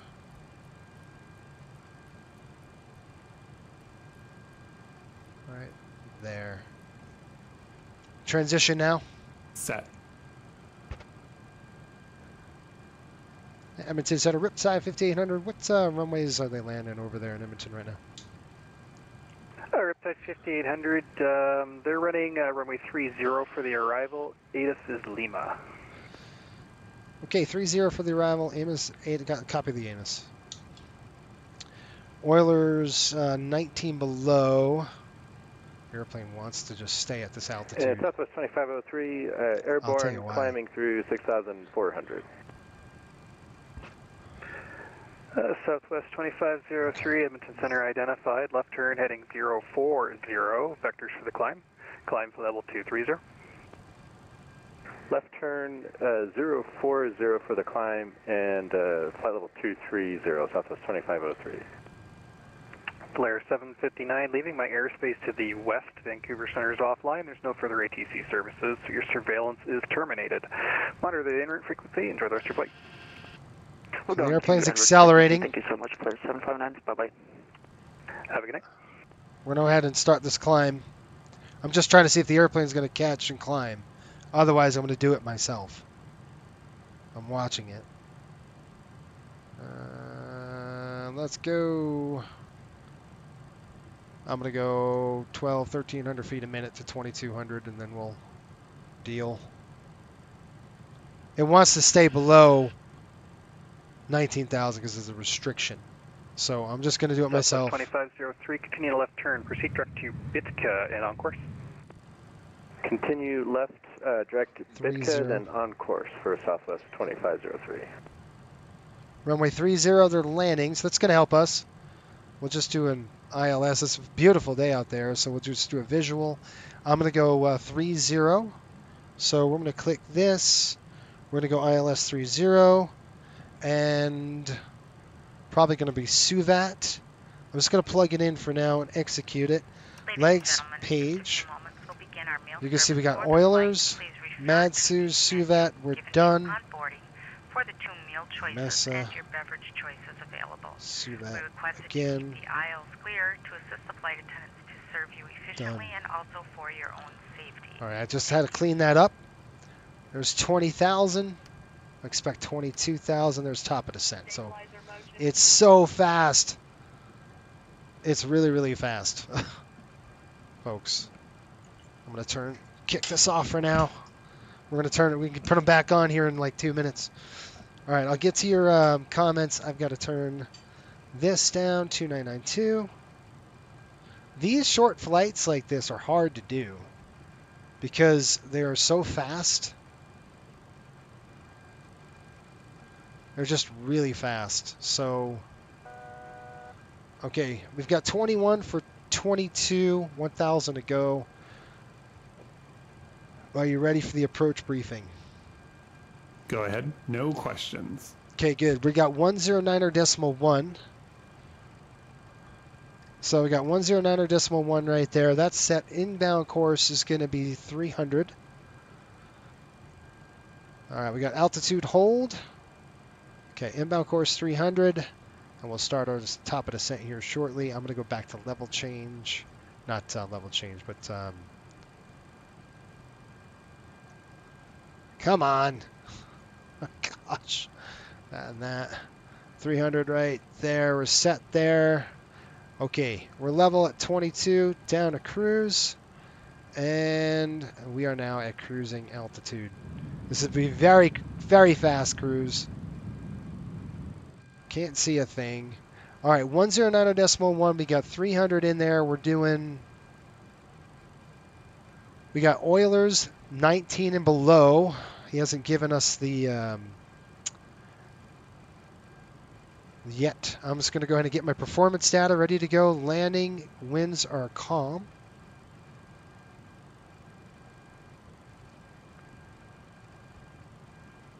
Okay, what's going on here?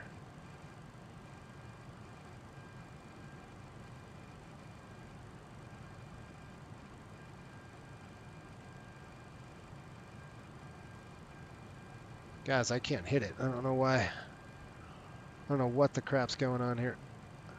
There we go. All right, so landing. I know it's like really close to the screen. YYC-YEG.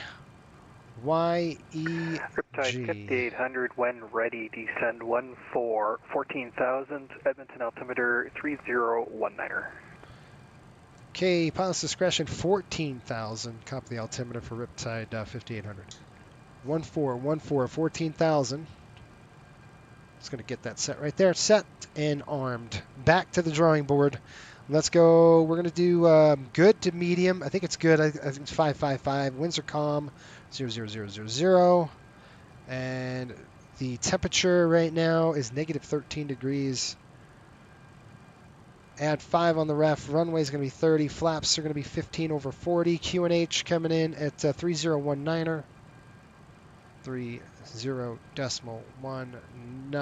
Reversers, yes. Auto brake is set. We are looking at a weight right now of 127,000 pounds. It's going to be a little less than that. Probably 126 when we're done.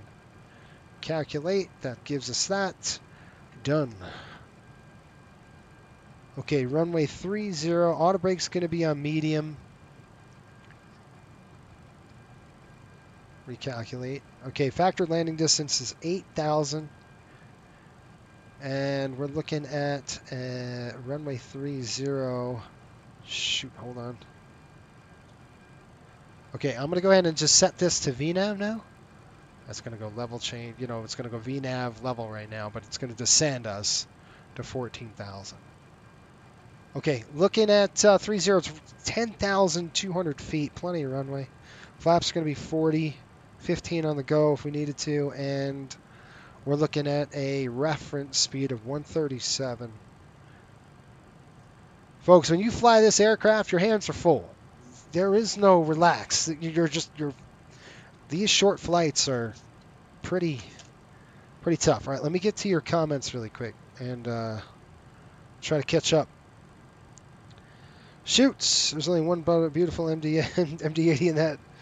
Man, William, what's going on? Welcome aboard. Thanks, man. Thanks for the sub, buddy. And by the way, William, you've got a channel. If you guys, he lives in Thailand. It's the coolest thing in the world. He's got a YouTube channel. I think it's your name. It's his name, and he streams the beach. So if you love beach weather like I do, it's really cool. I watched it. It's really fun. I did say Amos. I meant to say Adis, but I think the wires got crossed in my brain. Adis, but I said Amos. I got the Amos. It's a new word. Just come up with it. All right, deep breath. We're going down to 14. Here we go. We're not done. We got to get the OPC done, calculated. Just want to make sure we're good. We're going to click landing performance, show options. Landing performance coming in. Calculate that. There we go. Brakes 40. Margins. This margin gives us 1,400. 2503 ATIS information Lima is current at Edmonton. You can expect optimum. runway 30. Medium. Reversers, yes. Dry. We have information Lima and runway 30, Southwest 2503. Okay, we should be on the top of the set right now. Did you get 24? Yes, Maxwell, I did. Rangers look terrible. They do. I did get 24. I was talking about it earlier. The reason why, here's the thing. I'm not going to uninstall 2020. It's never going to happen. And there's a couple of reasons. One, When you lose internet, or if your internet is super slow, you are not going to be able to run 24. You just won't. Riptide 5800, thanks so much for flying with me this evening. You can continue now with Edmonton approach. They are on frequency 120.5. Good day. Right over to approach 125. We'll see you later. Thanks. 120.5, folks. 1205. 1205. Hold that thought. I can talk about it more when we get down to the ground here, but oh my gosh, 120.5. Flip it over. Now we're going.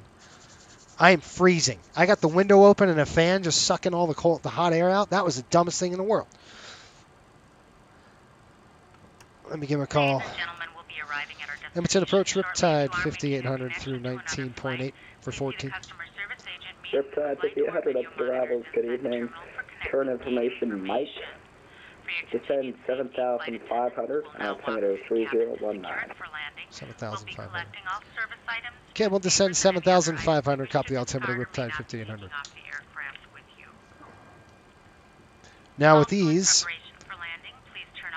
you have to hit the Alt key, and that throws to 7,500. It's very annoying. Seatbelts on 8,500.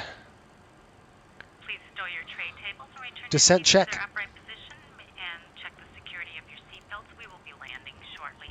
Fuel quantity. Checked. Approach briefing. Performed. Landing data.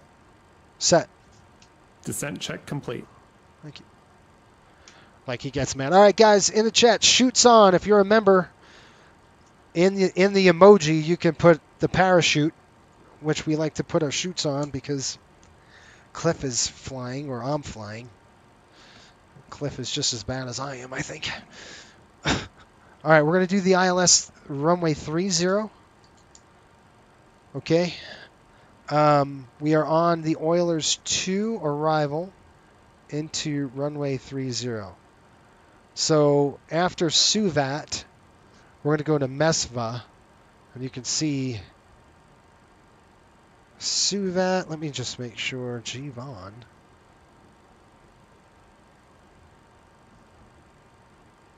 Hold on. That ain't right. Hold on, bro. We got Oilers 2. Just going to the legs page. Okay, I'm just going to erase that, okay? So we got Suvat. 5800, expect runway 30. Okay, we'll expect 30 for Riptide 5800. Riptide 5800, when able, let me know what approach you're planning for runway 30. We could do the visual. We'll just back up the ILS. Riptide 5800, check the visual and back up the ILS.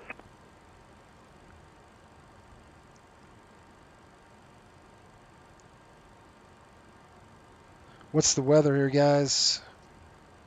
You still got few at 7,100? Kills the 5800, I think, but I'll double check for you.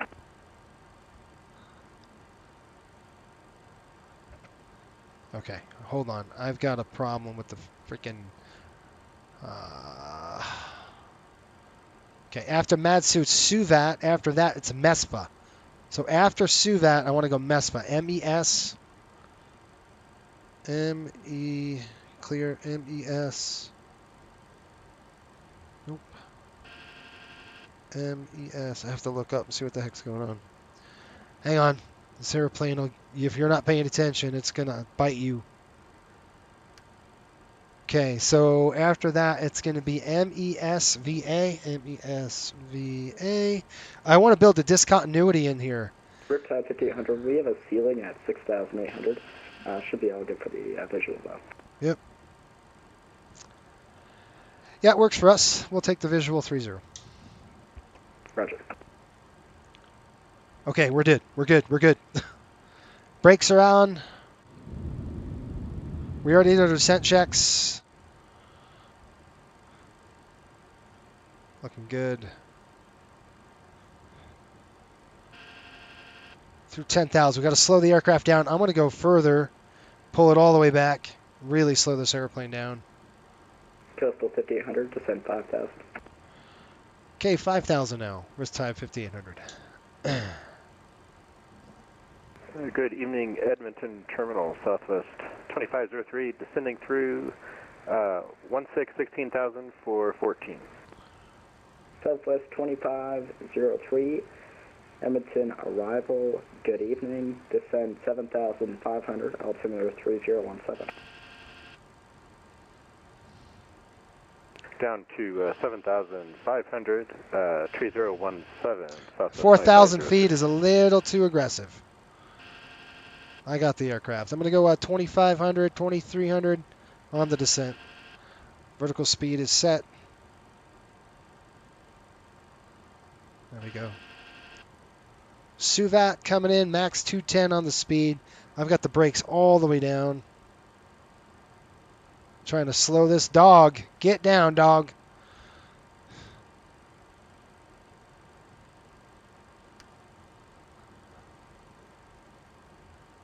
Suvat, we've got two Suvat, and then Metza. I got to slow to 210. All right, ready? Slats coming out. It's just going to help us. We're below 280. I can throw the slats out. That's just going to help slow us down. I'm going to try to hold that 210 right there. Speed brake still. Riptide 5800, sorry for message calls went up there earlier. Fly present heading, vectors to final. Okay, present heading, vectors final.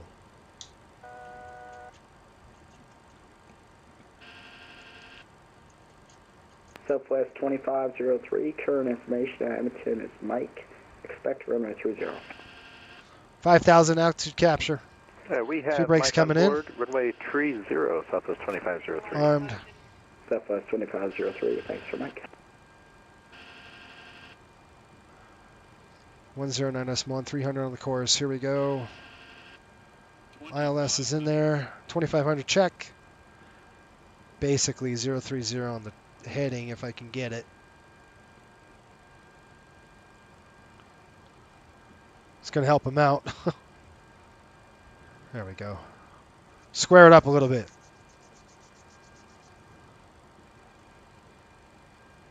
Shoot. Riptide 5800, fields at your 9 o'clock in about 10 miles, report in sight. 9 miles. 10 miles. Yeah, we got it in sight for Riptide 5800. I see it.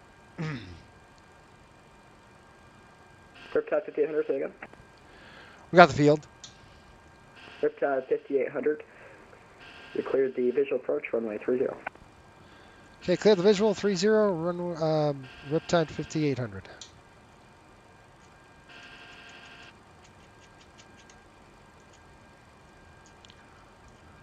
Turn this aircraft. Come on, baby.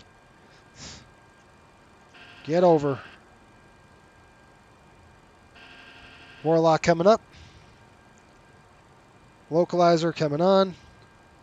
I got to turn the aircraft just a little on the sooner than I normally would. We're going to stay at 5,000 feet, and then we'll intercept the glide slope, the GS, the glide slope right there. There's the runway. Okay, you ready? We're going to go flaps 11. Slow down. 180 on the speed.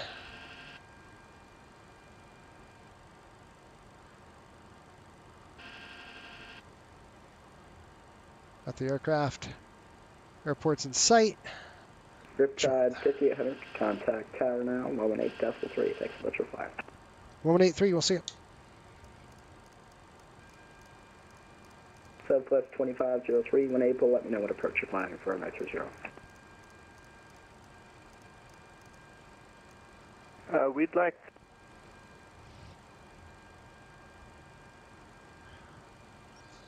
Localizer tracks in.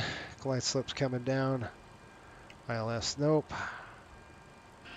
ILS on. Let me give him a call. Edmonton Tower, Riptide 5800 on final, runway 30. Riptide 5800, Edmonton Tower, good evening.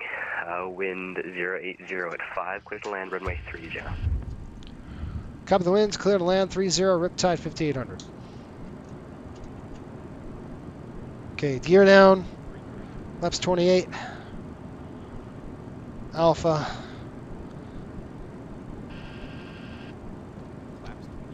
Flaps 40. Final check. Speed checked. Final check. Gear. Down. Green. Ignition. On. Alpha. Set alpha. Set alpha. Auto spoilers and auto brakes. Set and armed. Set and checked. Flaps and slats. Set and checked. Landing clearance. Received. Final check completed. Thank you. Okay, we've got 1,000 to go. I don't want to get too low on the glide slope. I've got it. We're correcting. Correcting. Correcting. Correcting.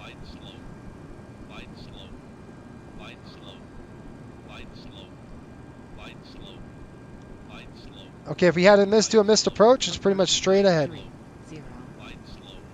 Roger, I got it. Shut up. I'm not that low. Gosh, I'm slightly low. Fine, okay, I'll have it your way. Gosh, man.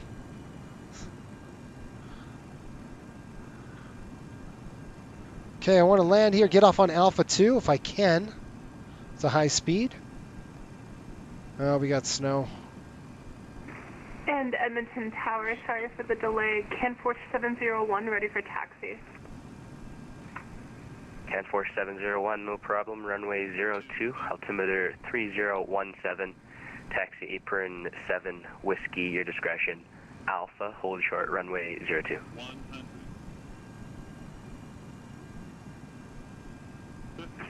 And taxi apron 7, our discretion. Whiskey Alpha, hold short 02 for Canforce 701. Spoilers deployed. Almost brakes. Reversers out. Spoilers. Track and center line here. 80 knots. Check. 60 knots. Out of reversers. I'm making the next right. I don't want to miss that stupid turn off. Alpha 2 coming up here. Riptide 5800, welcome to Edmonton. Where are you parking tonight? Oh, hang on. Stand by. I'll just get off the runway here, I'll tell you. I think it's apron 4. 5800, roger. Hold short of taxiway Alpha. Okay, we'll hold short of taxiway Alpha, Riptide 5800.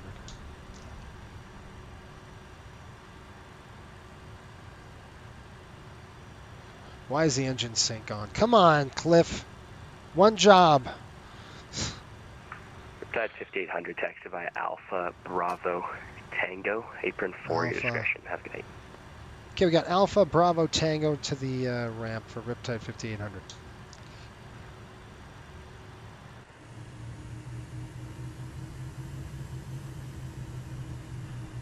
Well, that was fun. Okay, flaps to 0. Welcome to Hockey Town. Good old Edmonton, folks. We got Alpha, so we're going to go Alpha to Tango. Alpha to Tango, roger. Alpha Bravo Tango, got it.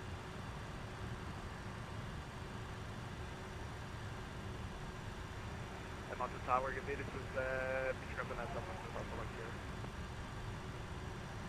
Slats. Foxtrot Alpha, Mike Sierra, Edmonton Tower, good evening. After landing check.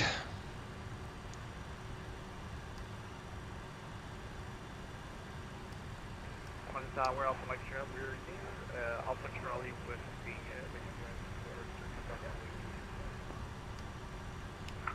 Alpha Mike Sierra, say aircraft type. Well, we made it.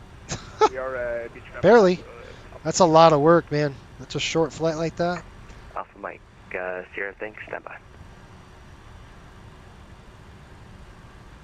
We got some snowfall. After landing check completed.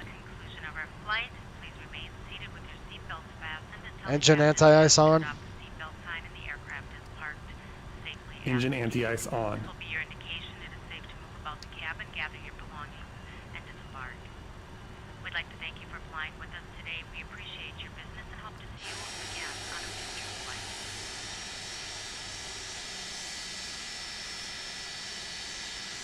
That is a beautiful looking machine. I hate to tell you. It's gorgeous.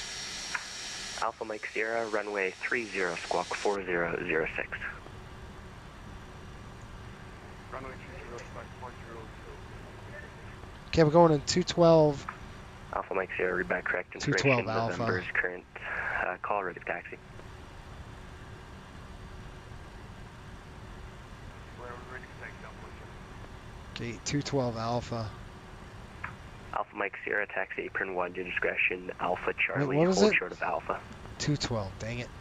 Takeoff, Charlie. That ain't right. Where's 212? No.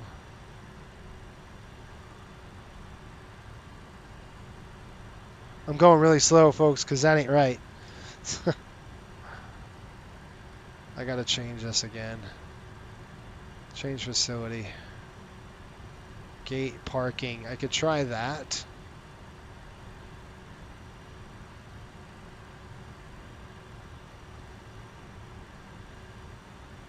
There we go. 212 Alpha right there. No. Yes. Okay, that's what we wanted. Okay, I got the aircraft. Let's go.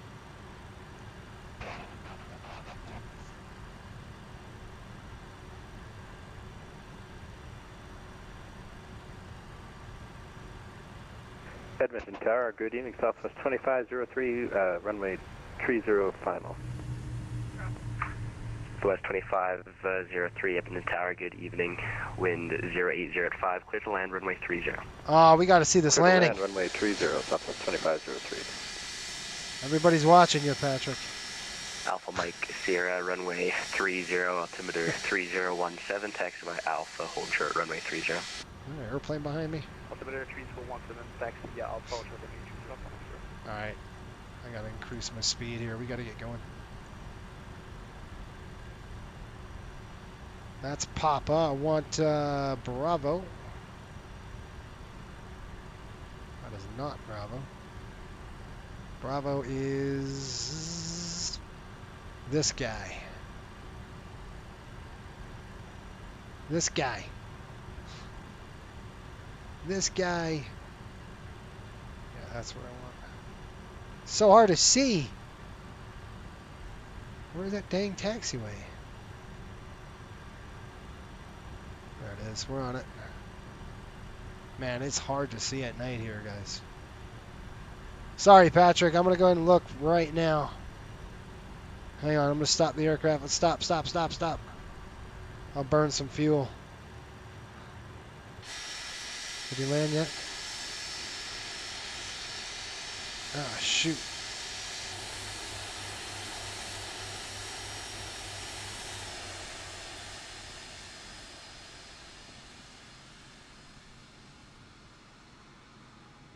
That's a big airplane right there.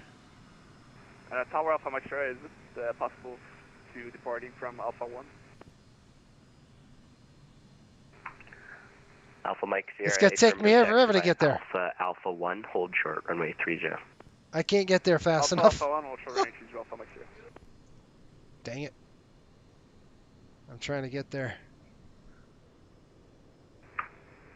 Canforce 701, airborne contact, Edmonton departure, 120.5, wind 080 at 5, clear takeoff, runway 02, have a good night.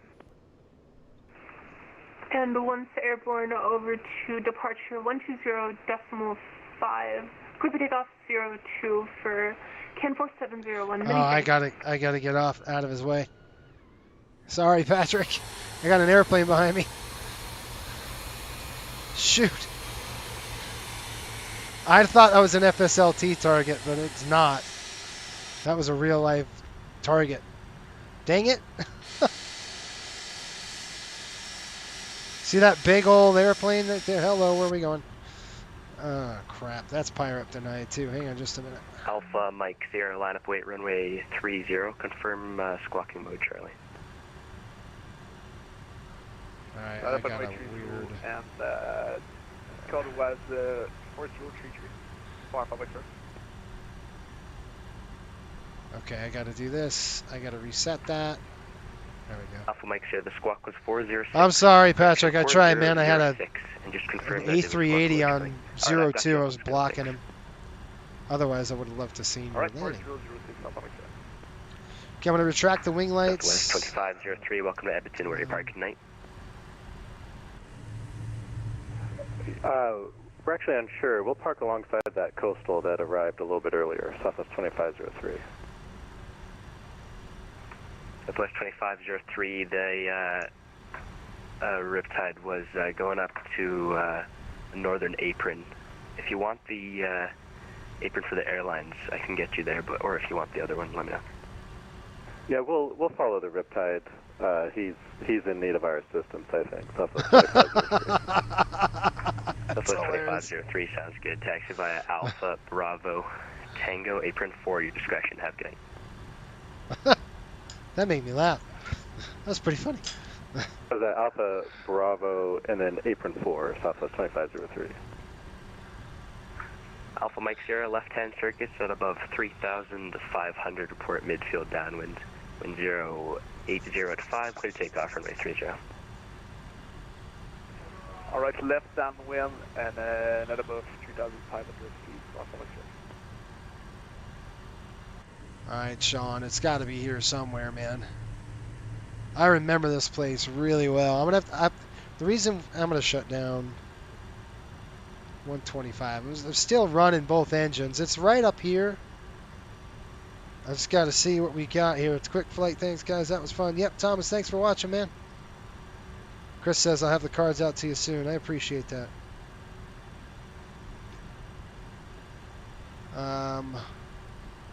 Not this one. It's coming up here with this hangar. This apron 4 is what we're on.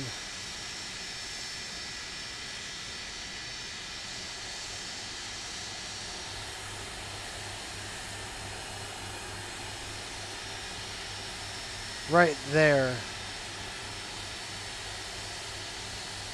If I remember correctly, it's this one, isn't it?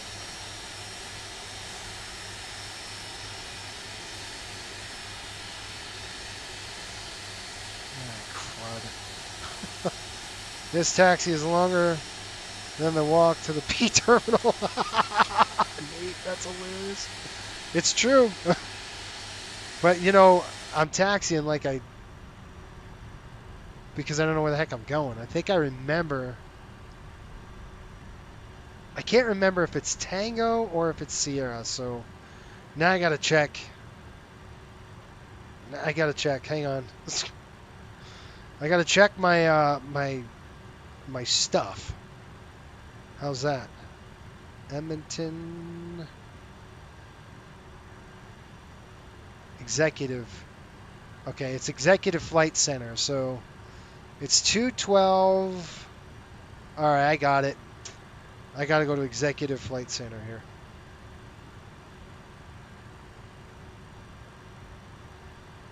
Yeah.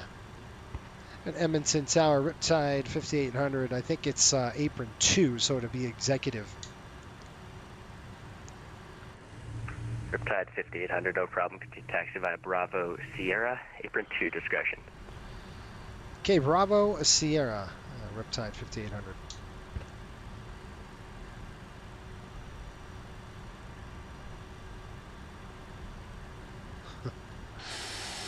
I put some tire popping strips on the taxiway for that Southwest jet, by the way. So he's going to be disabled very soon. All right, we got Bravo. Sierra's coming up. I know where we're going now, so I'm just going to punch it up just a little bit. And I'll shut number 1 down here in a second. Boy, that was fun. Alpha Mike Sierra, same intentions. Tower Alpha Mike Sierra, we'd like to do multiple circuits. Okay, it's so true. Nate, that was such a long Alpha Mike Sierra, taxi. Roger, By the way, welcome. 80 at 5, clear touch, go runway 30. Clear touch and go 30 Alpha Mike Sierra. It's so hard to see. It is super hard to see at night. Especially when your eyesight's going. There it is. I got the line. This is one heck of a beast. All right, where are my guys? Where are my parkers? Bueller? There they are. I got them. I knew we would get there. It's only been a year since I've been here. Every year we come here. Every year. Let's see. We're going to turn in. Why don't we get that fuel truck out of the way? I don't know. I kind of not like to hit that. We won't blind the line guy.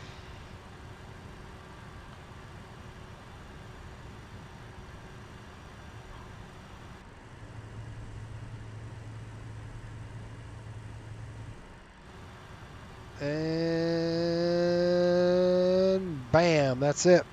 Brakes coming on. Edmonton Tower, Air Canada 1337. Sweet. Is the APU on? APU is on. Last time he didn't turn the APU on, and guess what happened?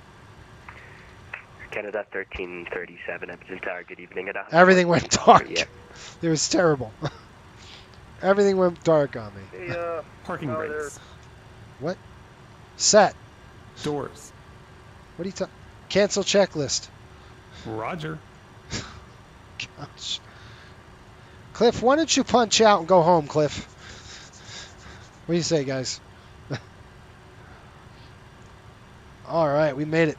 We have made it. All right, let's go and deplane.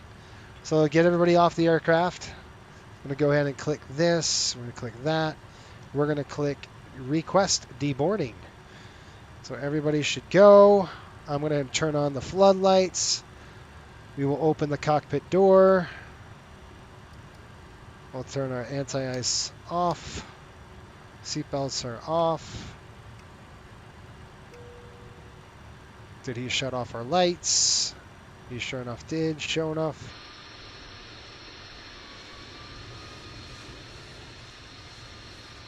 There should be a Southwest jet taxi, and there he is. All right. We made it. Executive Flight Center. Here we are.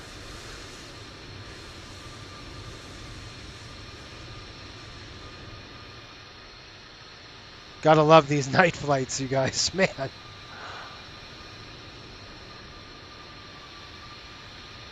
Fun. Good time. I think I gotta open the door. I think this thing's quite confused. We'll throw that aft service door. That aft main door will open up. We're going to shut down the pumps. That's it. I'll write down the numbers, what we have. That was about 49 minutes or so. An hour and 11 minutes. Well, that was fun. 628 in. We have oil. What do we have for oil quantity? 14. We're going to have to get some more oil before we go back to New York. And then we got 16 over 15. So guess what I'm doing tomorrow morning for 5.5 hours? I'm flying back. And that's probably going to be filmed, guys. I know a lot of our members, I've streamed. I did what? We did 2 or 3 private streams coming out here. And I'm probably just going to have to film that. There's no way we're going to do 5.5 hours tomorrow. Unless you want me to stream 5.5 hours. If you're members, let me know if you want me to stream that long. I don't think you do. Because I could just film it. And that'll be good. And I could post it and file the flight. Let's get paid. And we just got paid. Good deal. We'll see what you guys say. Brandon, I was the tower controller. Watch the stream. Oh, nice. Well, thanks for the control, man. I appreciate it. We're crazy at Coastal Airways. We're nuts. We're doing. I don't know if you're new to the channel, but we're doing. We've done this last 3 years, so we do the entire New York Rangers season. We've done 2 years ago. We did Florida. Found out that team traveled a lot, and so we're every game we're out here in the MD-80, VIP MD-80. And the Southwest. Did I pop his tire? Yeah, I did. Why did that door open? Anyway, there it is. So we got to get fuel. Actually, the Rangers are going to be playing tomorrow night, Edmonton. They'll sleep over and then they'll fly then Sunday morning.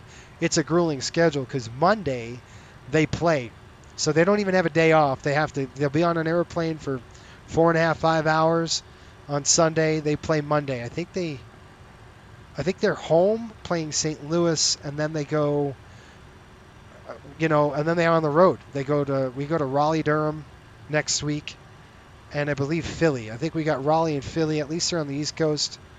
Hour and a half to 2-hour flight, so it's closer to home than this Edmonton is. But it's always fun coming out and doing the Canadian runs. I love it.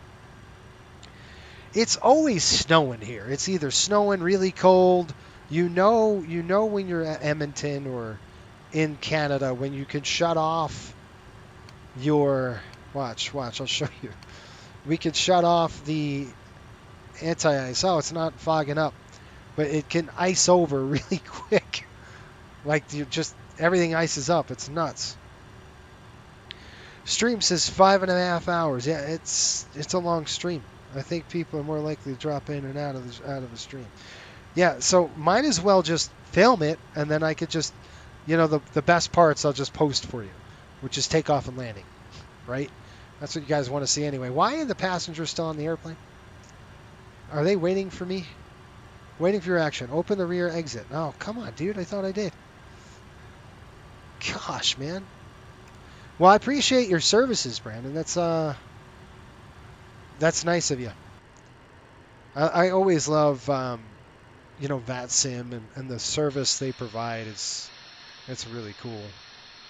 And now with the, we have our charts in Navigraph.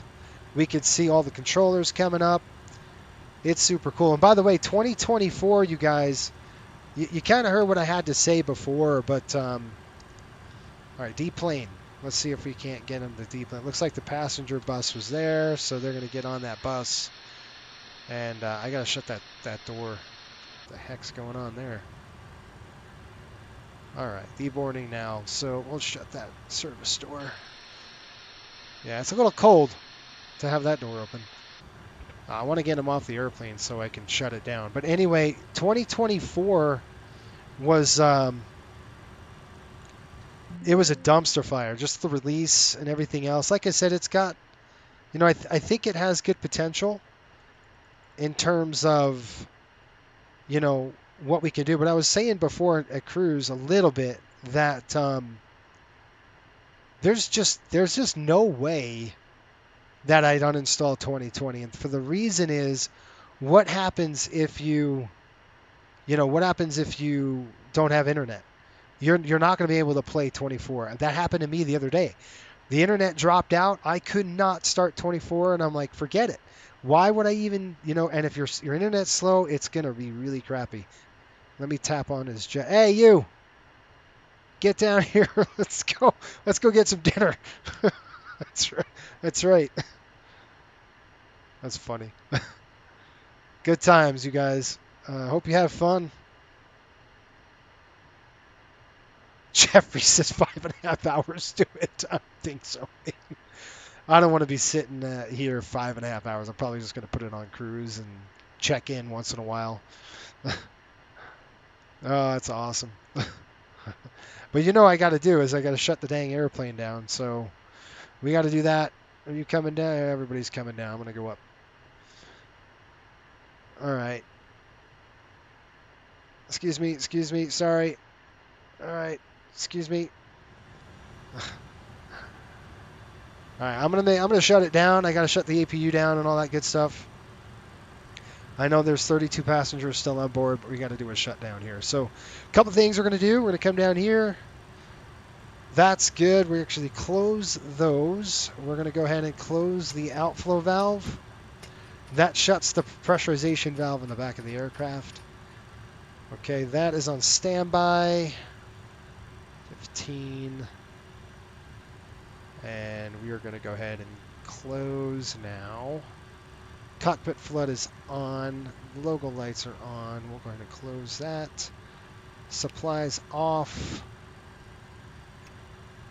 Off. And you guessed it. Off. Off. And pumps off. Belts off. Lights. All right, what do we got for fuel? 8,100, 79. That we landed with 16,000 pounds of fuel. We had all that gas because of the potential for. We had to have an alternate because it was forecasted to drop. You know that storm that we left at Calgary? Well, it's heading up, I think. 16,050. Good. Well, Patrick, thanks for coming along. 6.5 hours. Oh, 5.5 hours of MD-80 time is time well spent. It's just so long, guys. That's such a long flight. And we have to do it again. We got to go back out to LA. You know, next couple weeks. I think in December we go to LA and that's it. And then we do I believe we do hang on. My yapping, I forgot to shut off the stupid emer. That's off. That's off. Bats off.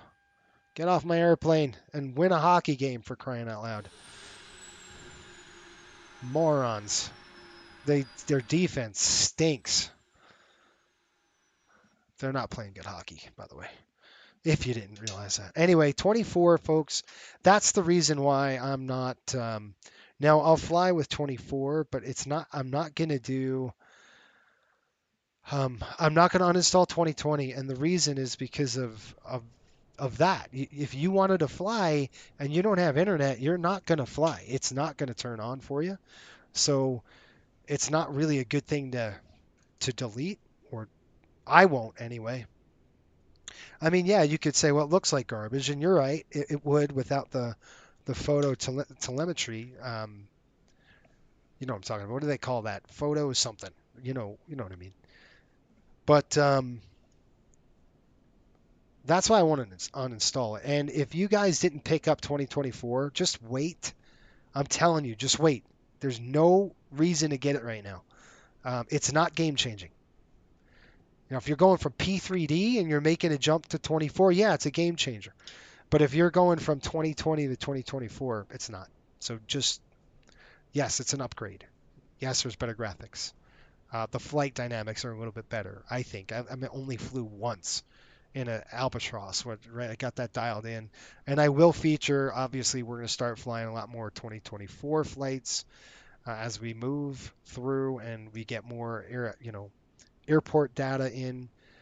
We'll start featuring it more. But again, the 7.3's got to change over. I've got to get the MD-80 in before we start going 2024 flights, at least in terms of passenger aircraft for what we do on this channel. Yep, this is, we're going from YEG direct to Westchester County in New York. So that's Hotel Papa November, HPN.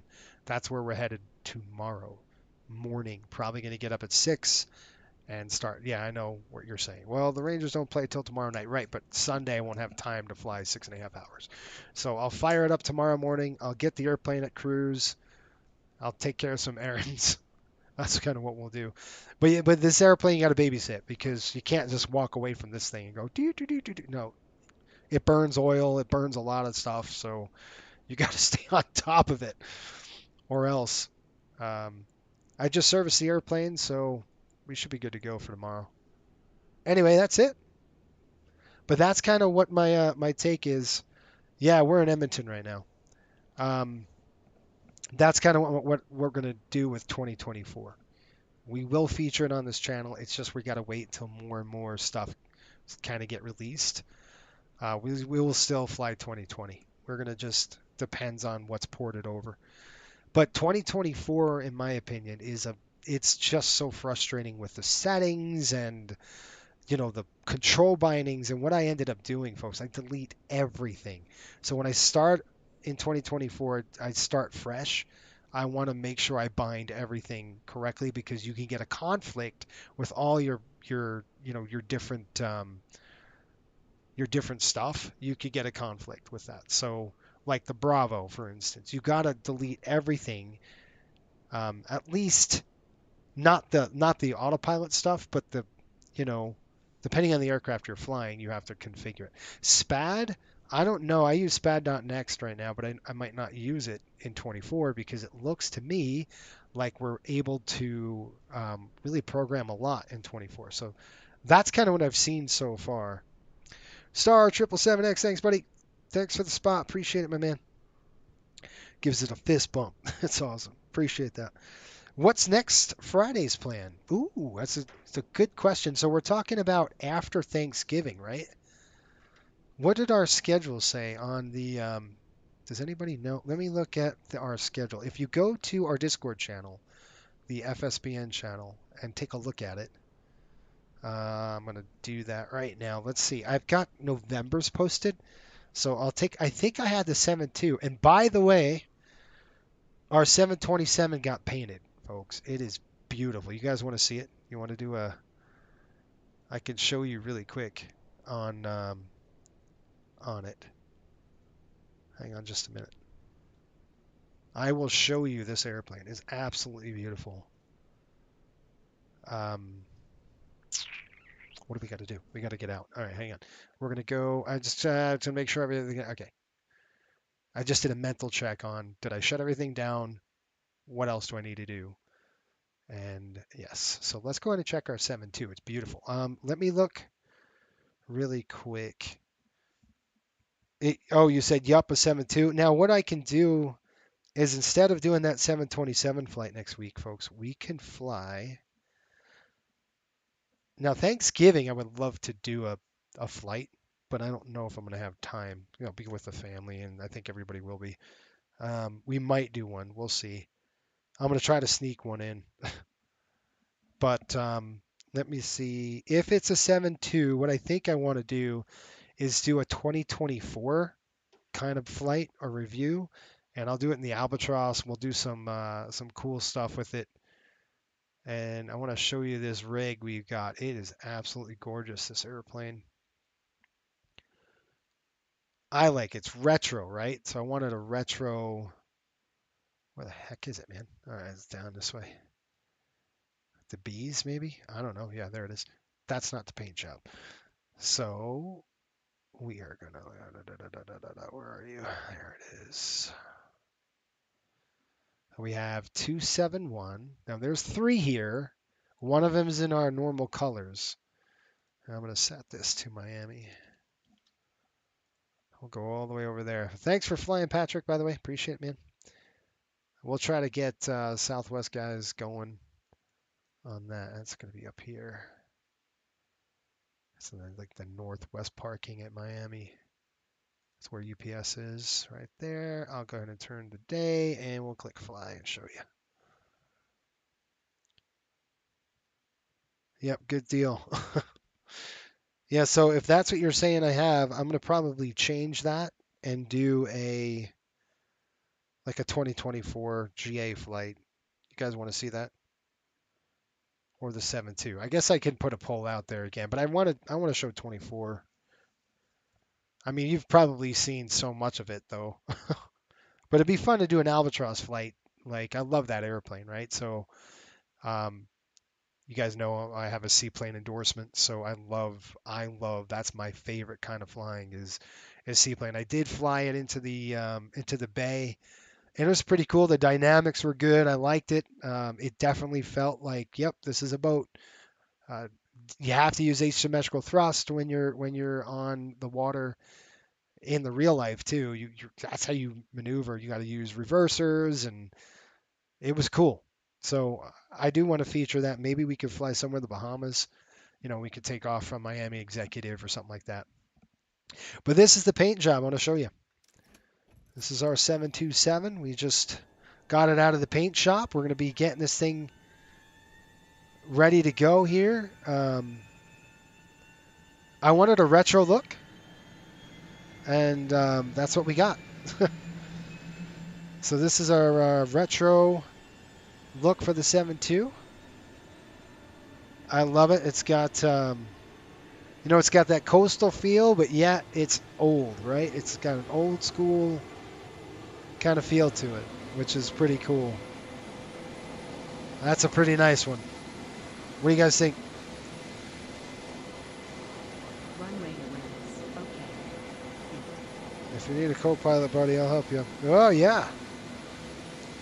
Shelton likes it. That's good. Yeah, it's pretty cool. And I think he did a good job. Jordan does always good work. He does a lot of good stuff.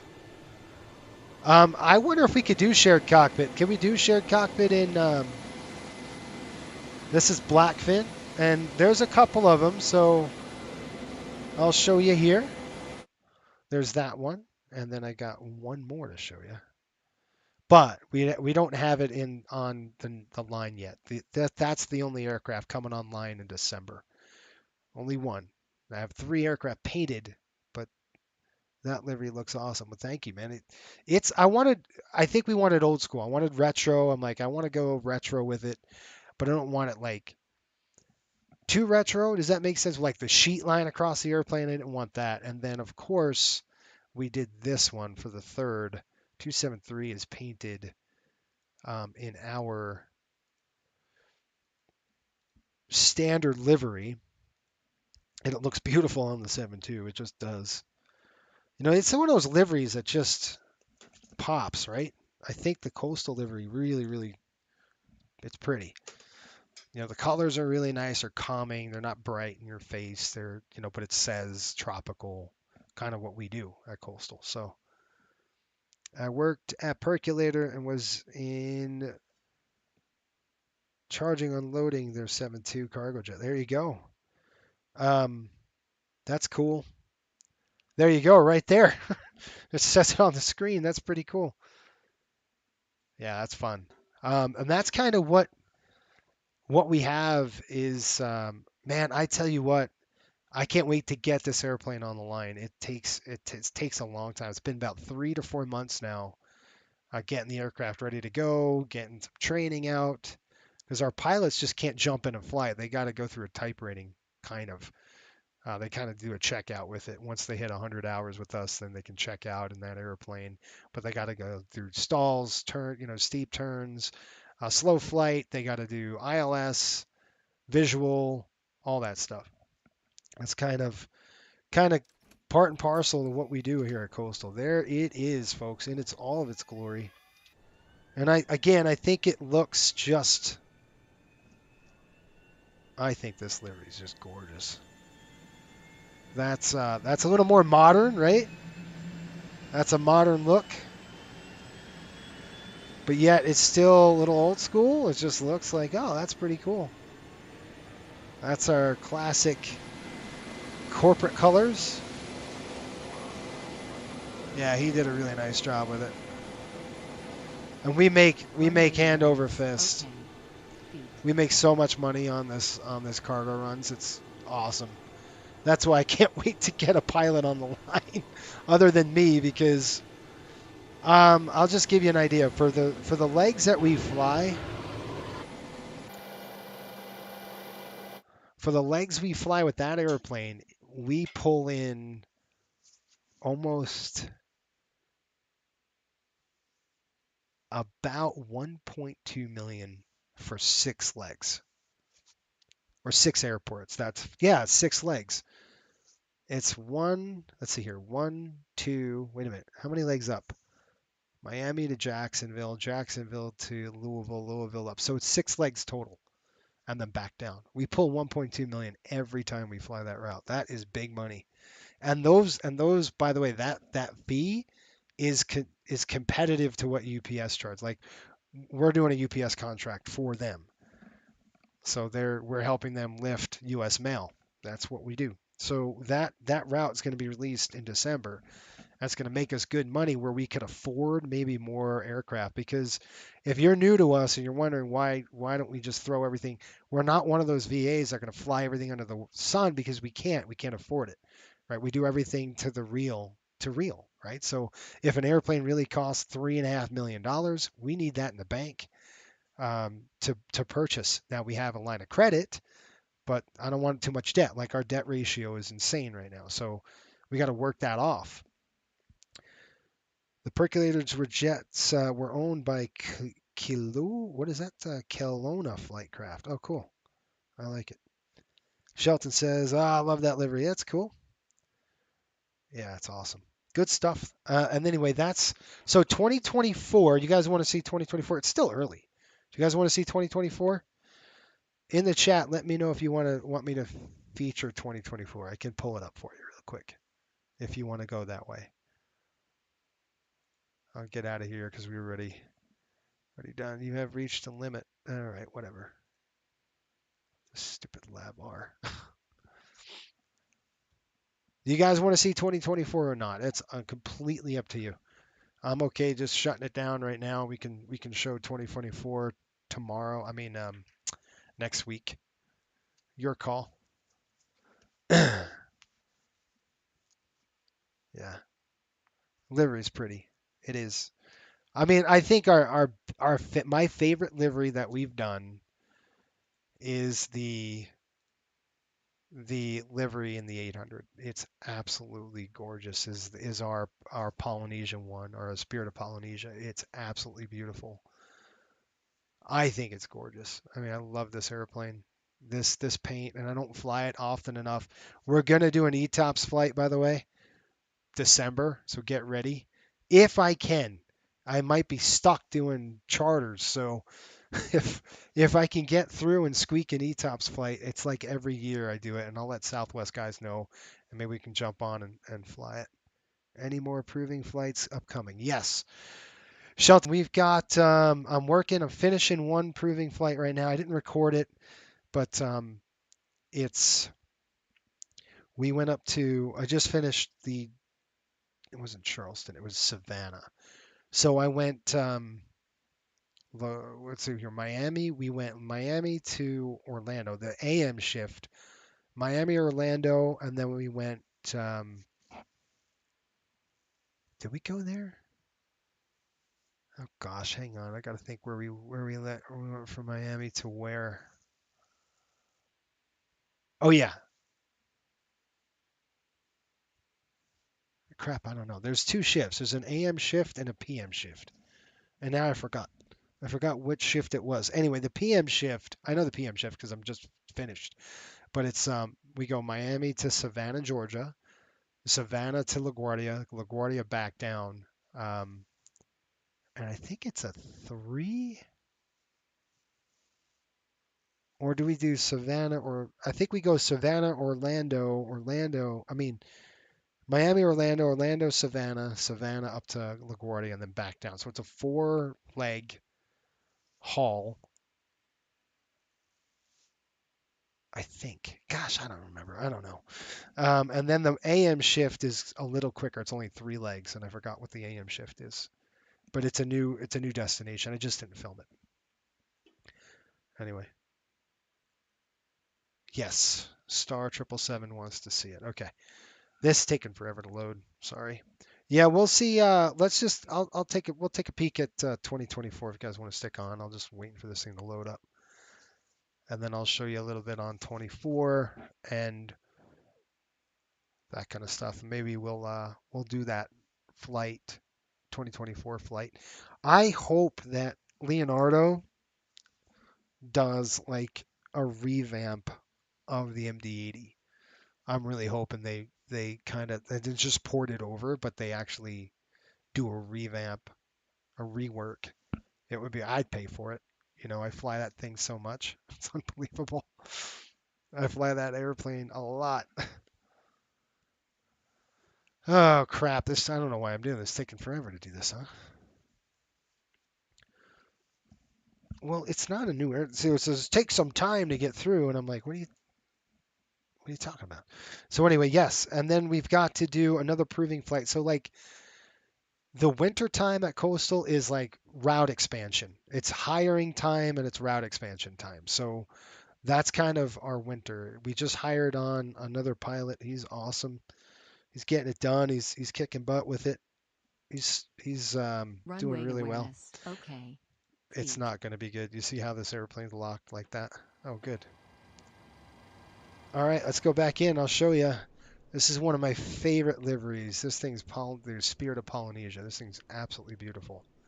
Such a good job with it. And it's not just like these markings that you see on the airframe, they all mean something. Like this crab means something. And it's all in Polynesian culture, they all mean certain things. This is a hammerhead shark here. There's another one here. This is an eel. It's got that Yuma 1 feel, but yet I think this is better. The colors are better. Thoughts on Spirit Airlines? Yeah, I hear you, John. I believe it. Thoughts on Spirit Airlines filed for bankruptcy? Yeah, I mean, I knew it was coming. Once that merger didn't happen with Frontier, I kind of knew it was over for them. There's no way. You know, they can't compete. They cannot, and I think you heard me say it. They cannot continue charging the amount of money they do and still make profit. There is no way it's going to happen unless they merge and their structure changes. You can't do it. Because you're running at a loss. That's why I was like, what are these guys doing? This is crazy. You can't do this. Like, this makes no sense. You're running this thing as a loss, and how do you run an airline with it's $50 one? There's no way. So it was just, I knew it was coming. It was just a matter of when, right? Are you sure you want? Yeah, I want to shut it down. All right. So you guys want to see 24 real quick? Or are we done? I'll show you 24. Let me just jump in here really quick, and I will show you. What is this? By the way,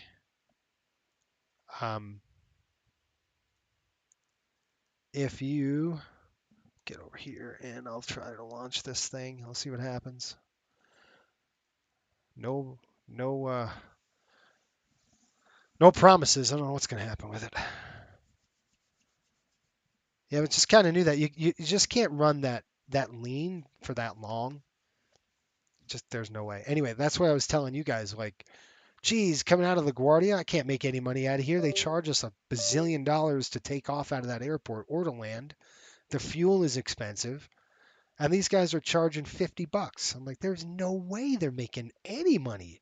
We're talking per flight, it's probably about, for us at Coastal, and by the way, these are real numbers, it's probably about $15,000 to $16,000 every time you touch the ground at LaGuardia Airport. It's insane.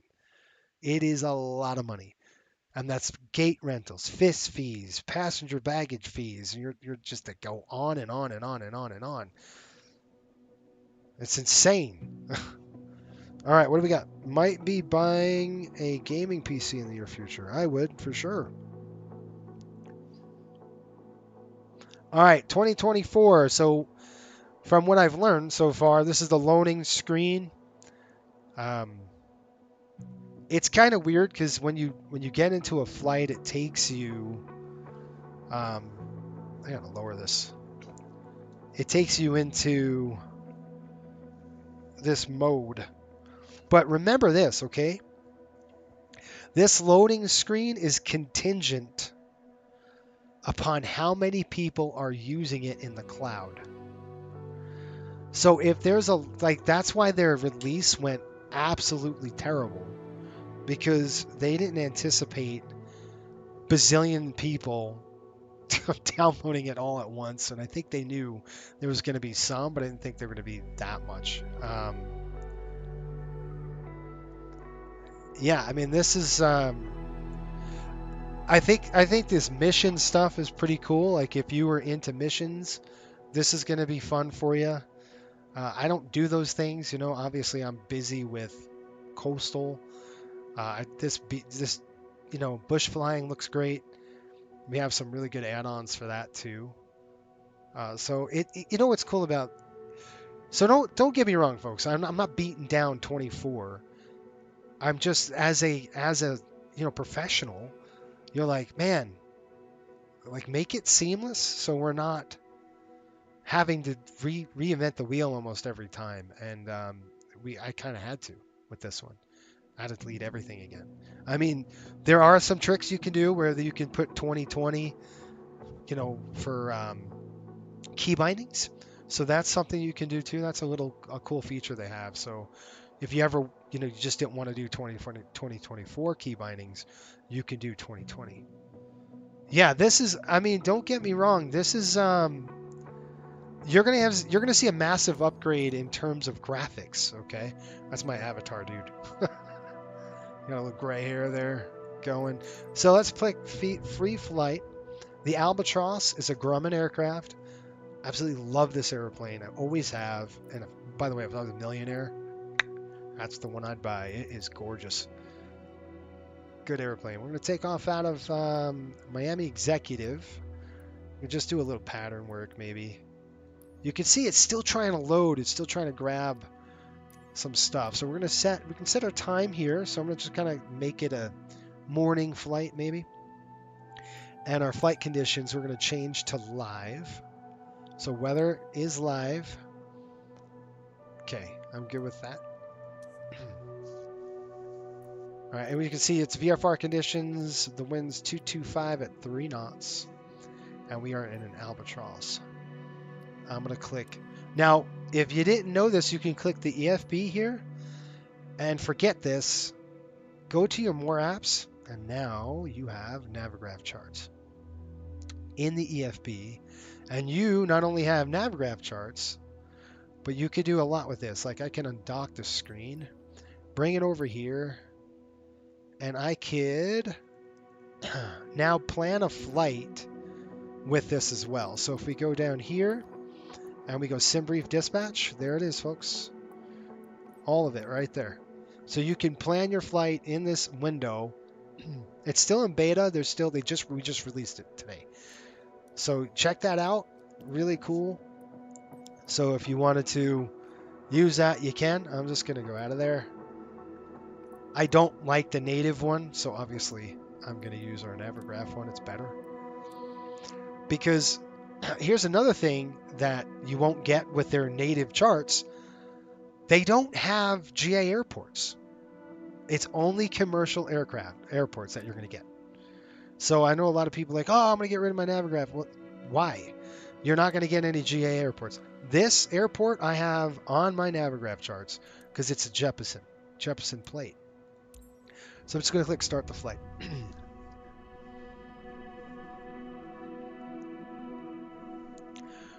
So as we start the flight, it's going to load. It's going to load our aircraft on the ramp here. And we're going to go ahead and zoom into this. Now I got to change the time. So let me go ahead and get the times all adjusted because it's not good. Okay, so they start you off here on the ramp. I'm going to turn the clock better so we can see it. 23Z, 67, ooh, 6 o'clock. Let's go 6:30 in the morning. So this is our avatar, and the first thing we're going to do is we have to walk around this aircraft. So that's what's really cool. Now, the key bindings I'm still working on. So what I have to do is just exit out of here and go to settings. And I just have to go to controls and change my keyboard. You can see it says Albatross View. I'm just going to change that to 2024 transversal. Until I figure out which one does it, I'm stuck. Now, this is really a cool feature. The walk around feature is pretty cool. We do it all the time on our channel, but in this particular one, it actually makes a difference. I mean, for us, we just do it for habit. But now we're going to take a look at the... this is a huge airplane, by the way. If you've never seen an Albatross or you've never been up to it, this is the scale. This is how big it is. It is a monster of an airplane, and I absolutely love it. Grumman built it for. They used it a lot in the Korean War. It was a SAR, which is a search and rescue aircraft over water. So we're going to check the elevator here, and you see that green check mark. That means you're good to go. You know, we just want to walk around the airplane, make sure all the tail surfaces. You got the static wicks here. Take a look at your rudder. You look at the rudder trim tabs there. Go ahead and give it a check mark that we saw that. Coming out, look at our light. That looks good. And this side looks good. Same with this. Static wicks. and the elevator is looking good. Look at the hull of the aircraft. Excuse me. Look at the hull of the aircraft. That looks good as well. This person's just walking around my airplane. As we come to the gear, we want to look at the gear. And by the way, these tires are going to wear out on you, which is a really cool feature. So you, again, if you abuse the airplane, it's gonna hurt you. Brakes checked. So we'll just see how you turn blue like that, and we'll just give it a check mark. Again, you check the pressure and the tire condition of the airplane, and you just kind of look at it. Pretty neat. Really good condition. I had a couple landings on it so far. It's only about 2 landings. And then we'll check our strut. Strut's looking good. Come over here and just give it a check. And then our flap. Look at our flaps. Oops. That looks good too. And then the aileron. And here's the funny part. If you don't check this, you're in deep crap.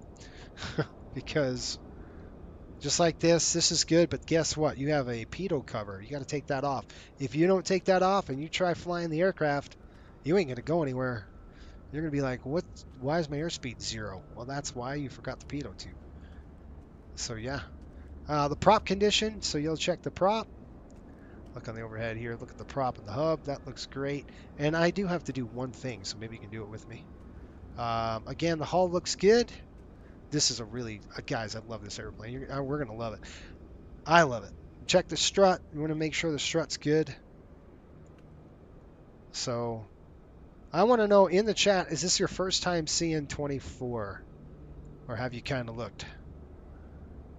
All right, looking at the prop here, this is a radial engine. The one thing I do not like about this is the model. It doesn't sound like a radial. It sounds pukey. I mean, this thing's beefy. This thing is like, when you start this airplane, it should be like whoa, whoa, whoa, whoa, throaty and everything else. And it doesn't sound like that. So they got this. They didn't obviously do anything with the sounds. Guys, it's Florida. What are you doing with jackets on? That's kind of an odd thing. All right, let's check this aileron. Looking at the condition of the light. Coming down here, watch the fuel tank. Flaps coming in. We'll check this flap right there. Okay, now what we're going to do is come to the door. Pretty much done with the pre-flight inspection. We're going to go up to the door here. We got to open the door now. And we're going to hop in. Okay, as it comes in, it's going to change the mode. And it's going to put us in the flight deck. And then I'm going to come out like that. And I got to just, again, I got to work the settings on what the heck setting is. Because, there we go. I don't know which one it is. I've tried multiple times to do that. All right, let me see what your comments are here. This is Pop's first time. I got it. But anyway, this is 24. So really cool airplane. I'm not going to fly it with you. I'll do that. I'll probably feature it on Friday. I'll put a poll out there. If you guys want to see some Albatross flying, we can, do some of that. You could go through this. It's pretty cool. You can go through this. We can sit 8 and a lot more back here. This is a boat. So pretty cool. One of the cool features of this airplane that I love, very Grumman-like, is we're going to come down here, and I've been down here. It's so cool. There, when you're docking the aircraft, all right, you got to get into the bow of the airplane, because you got like an anchor that you got where you're mooring. You're going to tie off to. There's a hatch up here. You can pop down that hatch, all right, and then to get through that door. When you dock the airplane, there it is. So when I dock it, I'm looking here. That's so cool. So there's a cleat right there you can tie off to. Pretty cool stuff. And then in the bow of the boat, there's... Go ahead back here. I got to flip that door back closed. So really cool. Back here is really cool too. This is where the navigator, or the I'd say you look out. This is a nose. You're right in the nose of the airplane, just kind of looking down, seeing any, if there's any ships or anything that need first time. Thanks for sharing. Okay, so Patrick hasn't seen it yet. So you could see just, I mean, better graphics when we fly next week. You'll tend to see that the graphics are a bit better. But it's not like a massive difference. It's just it's an upgrade. And that's what this is. And now I've already got all my views and stuff like this. I've downloaded the manuals to it, the real manuals to the Albatross. This is one of those airplanes that just pretty cool. Pretty cool aircraft. That's for sure. All right, folks, we're going to feature this thing next week, next Friday. Anyway, thanks for watching, and we'll see you guys next week. Members, you'll see the 5.5 hour flight. It won't be all that, but you'll see the next flight tomorrow morning. I hope you had a great time. Thanks again. Have a great Thanksgiving if I don't hear from you by then. And until next time, keep the blue side up and the brown side down. Have a great night, folks. Board the plane, it's summertime. Sun is shining, it's bright. Breezy skies, cool and calm. Take a trip, it's not long. Oh, the vibe's so mellow. Airwaves sing like cello. Sandy beaches we ride. Coastal airways, oh my.